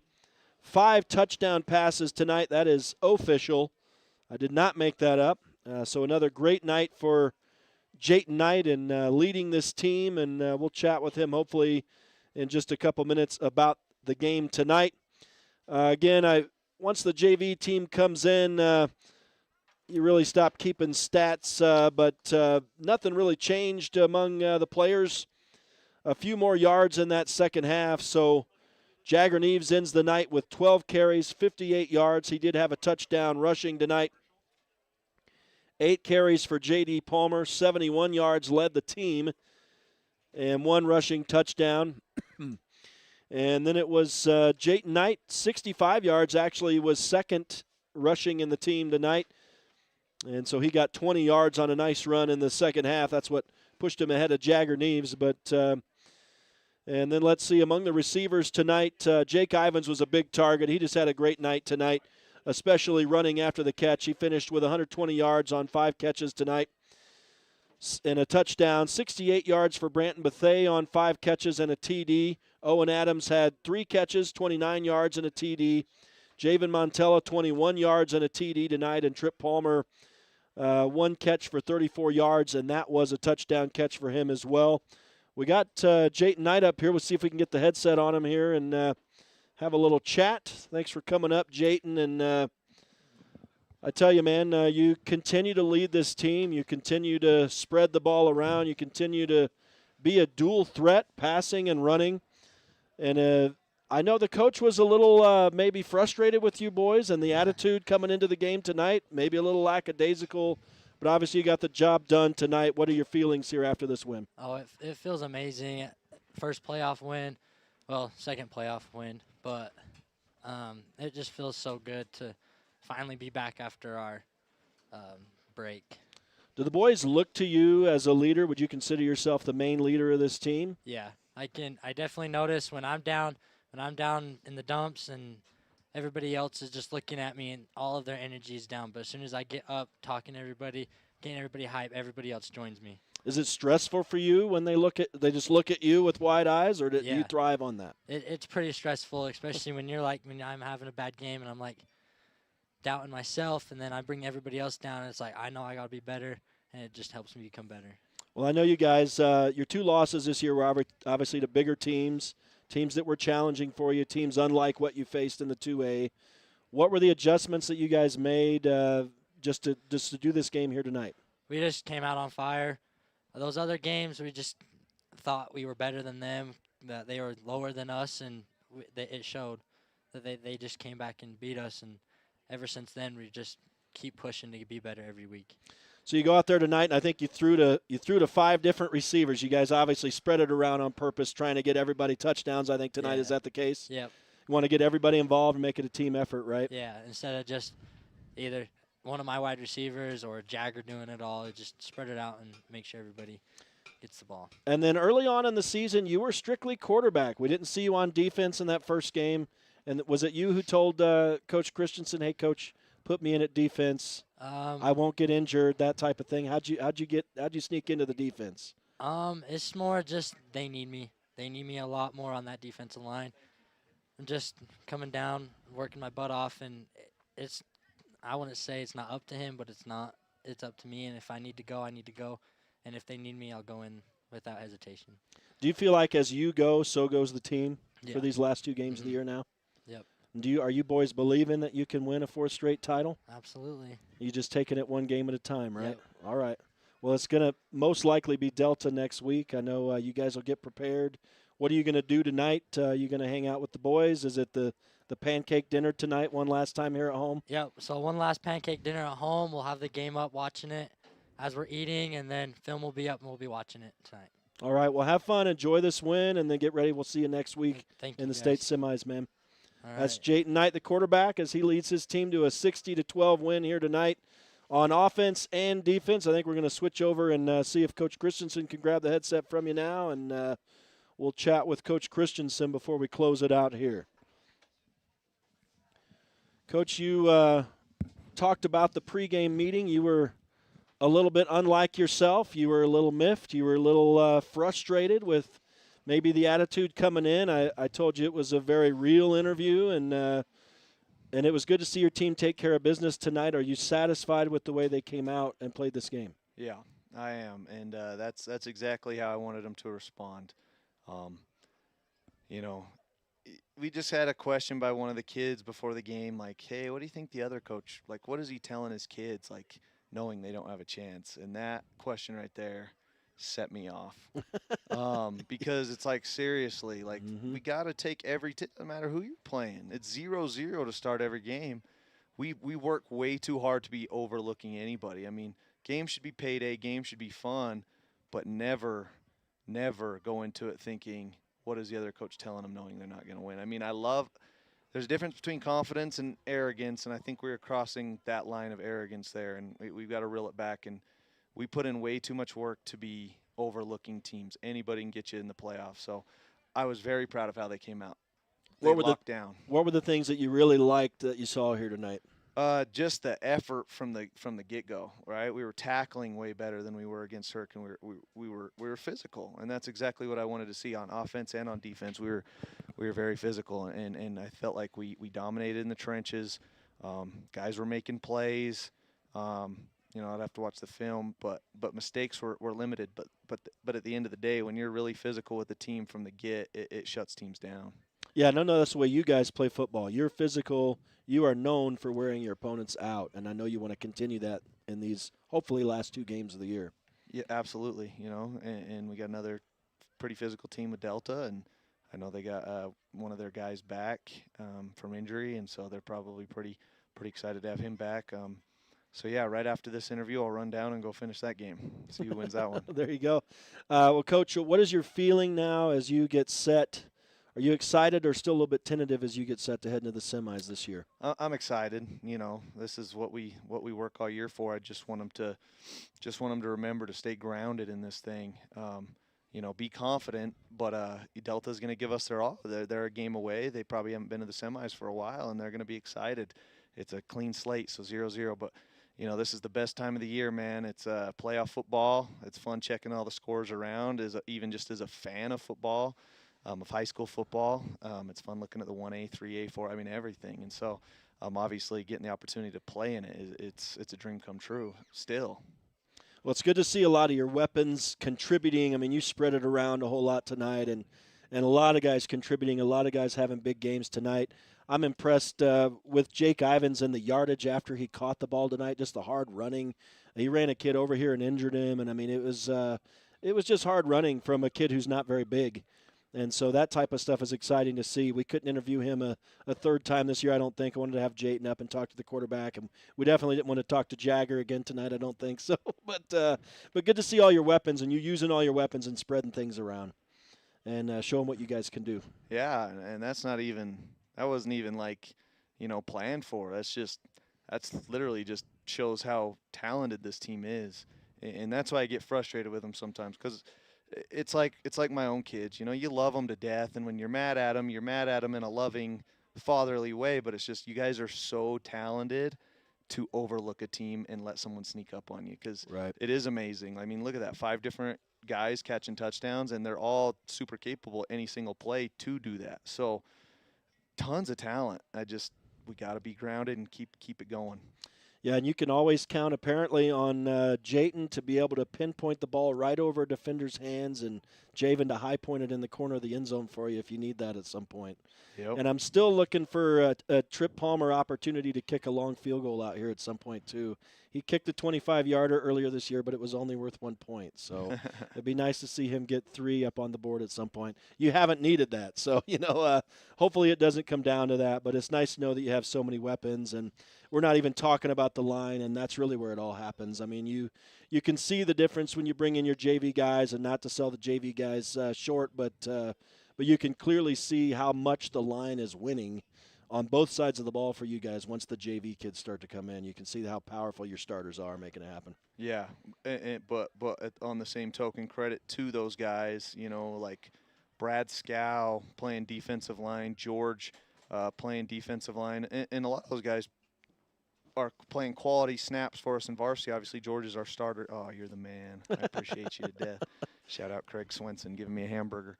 But, those are what make our offensive linemen so good, because, like, George going against Cash in practice every day, it's a battle. And so when we're getting that in practice, games do become easier, so shout out to everyone on the scout team that's pushing those guys too. But, yes, I love our offensive line. Hardest position. Everyone says quarterback's hardest position. I played quarterback It was hard, but nothing compares to the offensive line. Oh, yeah. Studying offensive line as a coach, oh, my goodness. That is the difficult. That is the hardest position to play in football, so love those kids. Yeah, and on the defensive line, I don't know how many holds could have been called. George was just beating his man up and down the field and was just giving Adrian Palmer lots of trouble back there at quarterback. He had to throw the ball out of bounds numerous times tonight because George was going to kill him if he didn't. So it's pretty good. I know he leads in sacks. He hasn't officially got a whole bunch of sacks, but those hurries and those things, and that's a big deal when your defense is not – it was getting in the backfield and not letting opposing quarterbacks be able to do anything back there. Yep. Defense wins championships.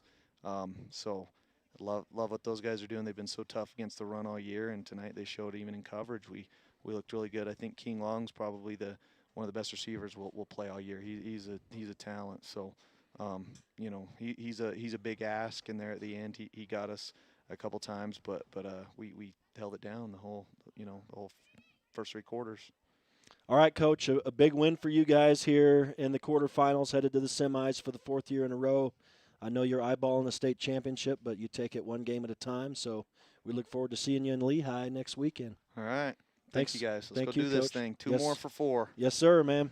All right, that's Coach Barkley Christensen of the San Juan Broncos, whose Broncos take down Judge Memorial tonight. 60-12 is the final. Some token points for Judge Memorial there at the very end. I think that's going to pretty much do it for us here tonight. I don't have Art Adair in here to offer wise words of wisdom, so I'll just go ahead and sign off, and we will see you next Saturday as the Broncos take on, I believe it's going to be the Delta Rabbits in the state semifinals at Zions Bank Stadium in Lehigh. So that's what we're expecting. It's going to be a 1 o'clock kickoff on Saturday.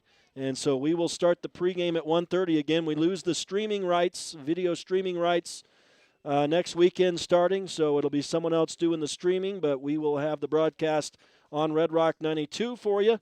And so we hope you'll join myself and Art Adair as we go down the stretch, the San Juan Broncos seeking a 4th straight state championship. I want to say thanks before I close out to all the sponsors. We will thank you one final time by name during the close here momentarily. Thanks to all the listeners and the viewers. You're the reason why we do these. Thanks to the fairly large tonight StreamUtah.Live crew. I know we had Cortland Lyman, Caleb Carr, and Lane Palmer showing up late. The boss showed up late, but he got here and made it happen. And so I had a pretty sizable crew here tonight. I think there may have been some other people helping too. But I want to say big thanks to all these guys all year long for giving us great video. We're even watching right now a lot of replays from the game tonight. So it'll be sad that we're not able to join forces for the remainder of the year. They always kick the video guys out. But thanks again to StreamUtah.Live/PictureItPalmer. Again, another great year of football video for us. And I know a lot of you folks appreciate it, so tell them thanks if you see them. That'll do it for us here tonight. Again, it's a semifinal matchup against very likely Delta next Saturday at 1 p.m. for the San Juan Broncos at Zion Bank Stadium in Lehigh. Until then, on behalf of Art Adair, who was unable to be in attendance tonight, it's Rhett Sifford saying so long from the San Juan High School football field. Have a great rest of your Friday night and rest of your weekend, high school sports fans. Friday Night Lights is a production of Red Rock 92 Sports and StreamUtah.Live. Tonight's broadcast was brought to you by Anderson Oliver Title Insurance Agency, Bradford Tire, San Juan Building Supply, Blue Mountain Foods, Desert Rivers Credit Union, Colleen K, San Juan School District Adult Education, Primary Residential Mortgage, Energy Fuels, Emory Telcom, Four Corners Homes, San Juan Pharmacy, Utah State University Blanding, Creative Floors, San Juan Counseling, Holiday Construction, Lee Collision Repair and Restoration, Red's Ace Hardware, San Juan Health, Four Corners Regional Care Center, Northern Electric, Dependable Auto Repair, San Juan Insurance, Precision Rehab, Red Mechanical, Flights Gymnastics, San Juan School District CTE Programs, Blue Mountain Hospital, Monson's Quality Meat Processing, Tailor-Made Wooden Heritage and Tailor-Made Monuments, San Juan Public Health, Crowley Construction, Jones and DeMille Engineering, San Juan Mortuary, Napa Motor Parts, Utah Navajo Health System, San Juan Credit Union, and Pick-a-Stitch Embroidery and Apparel. We're the home of live high school sports coverage in southeastern Utah, Classic Hits Radio, Red Rock 92, and StreamUtah.Live.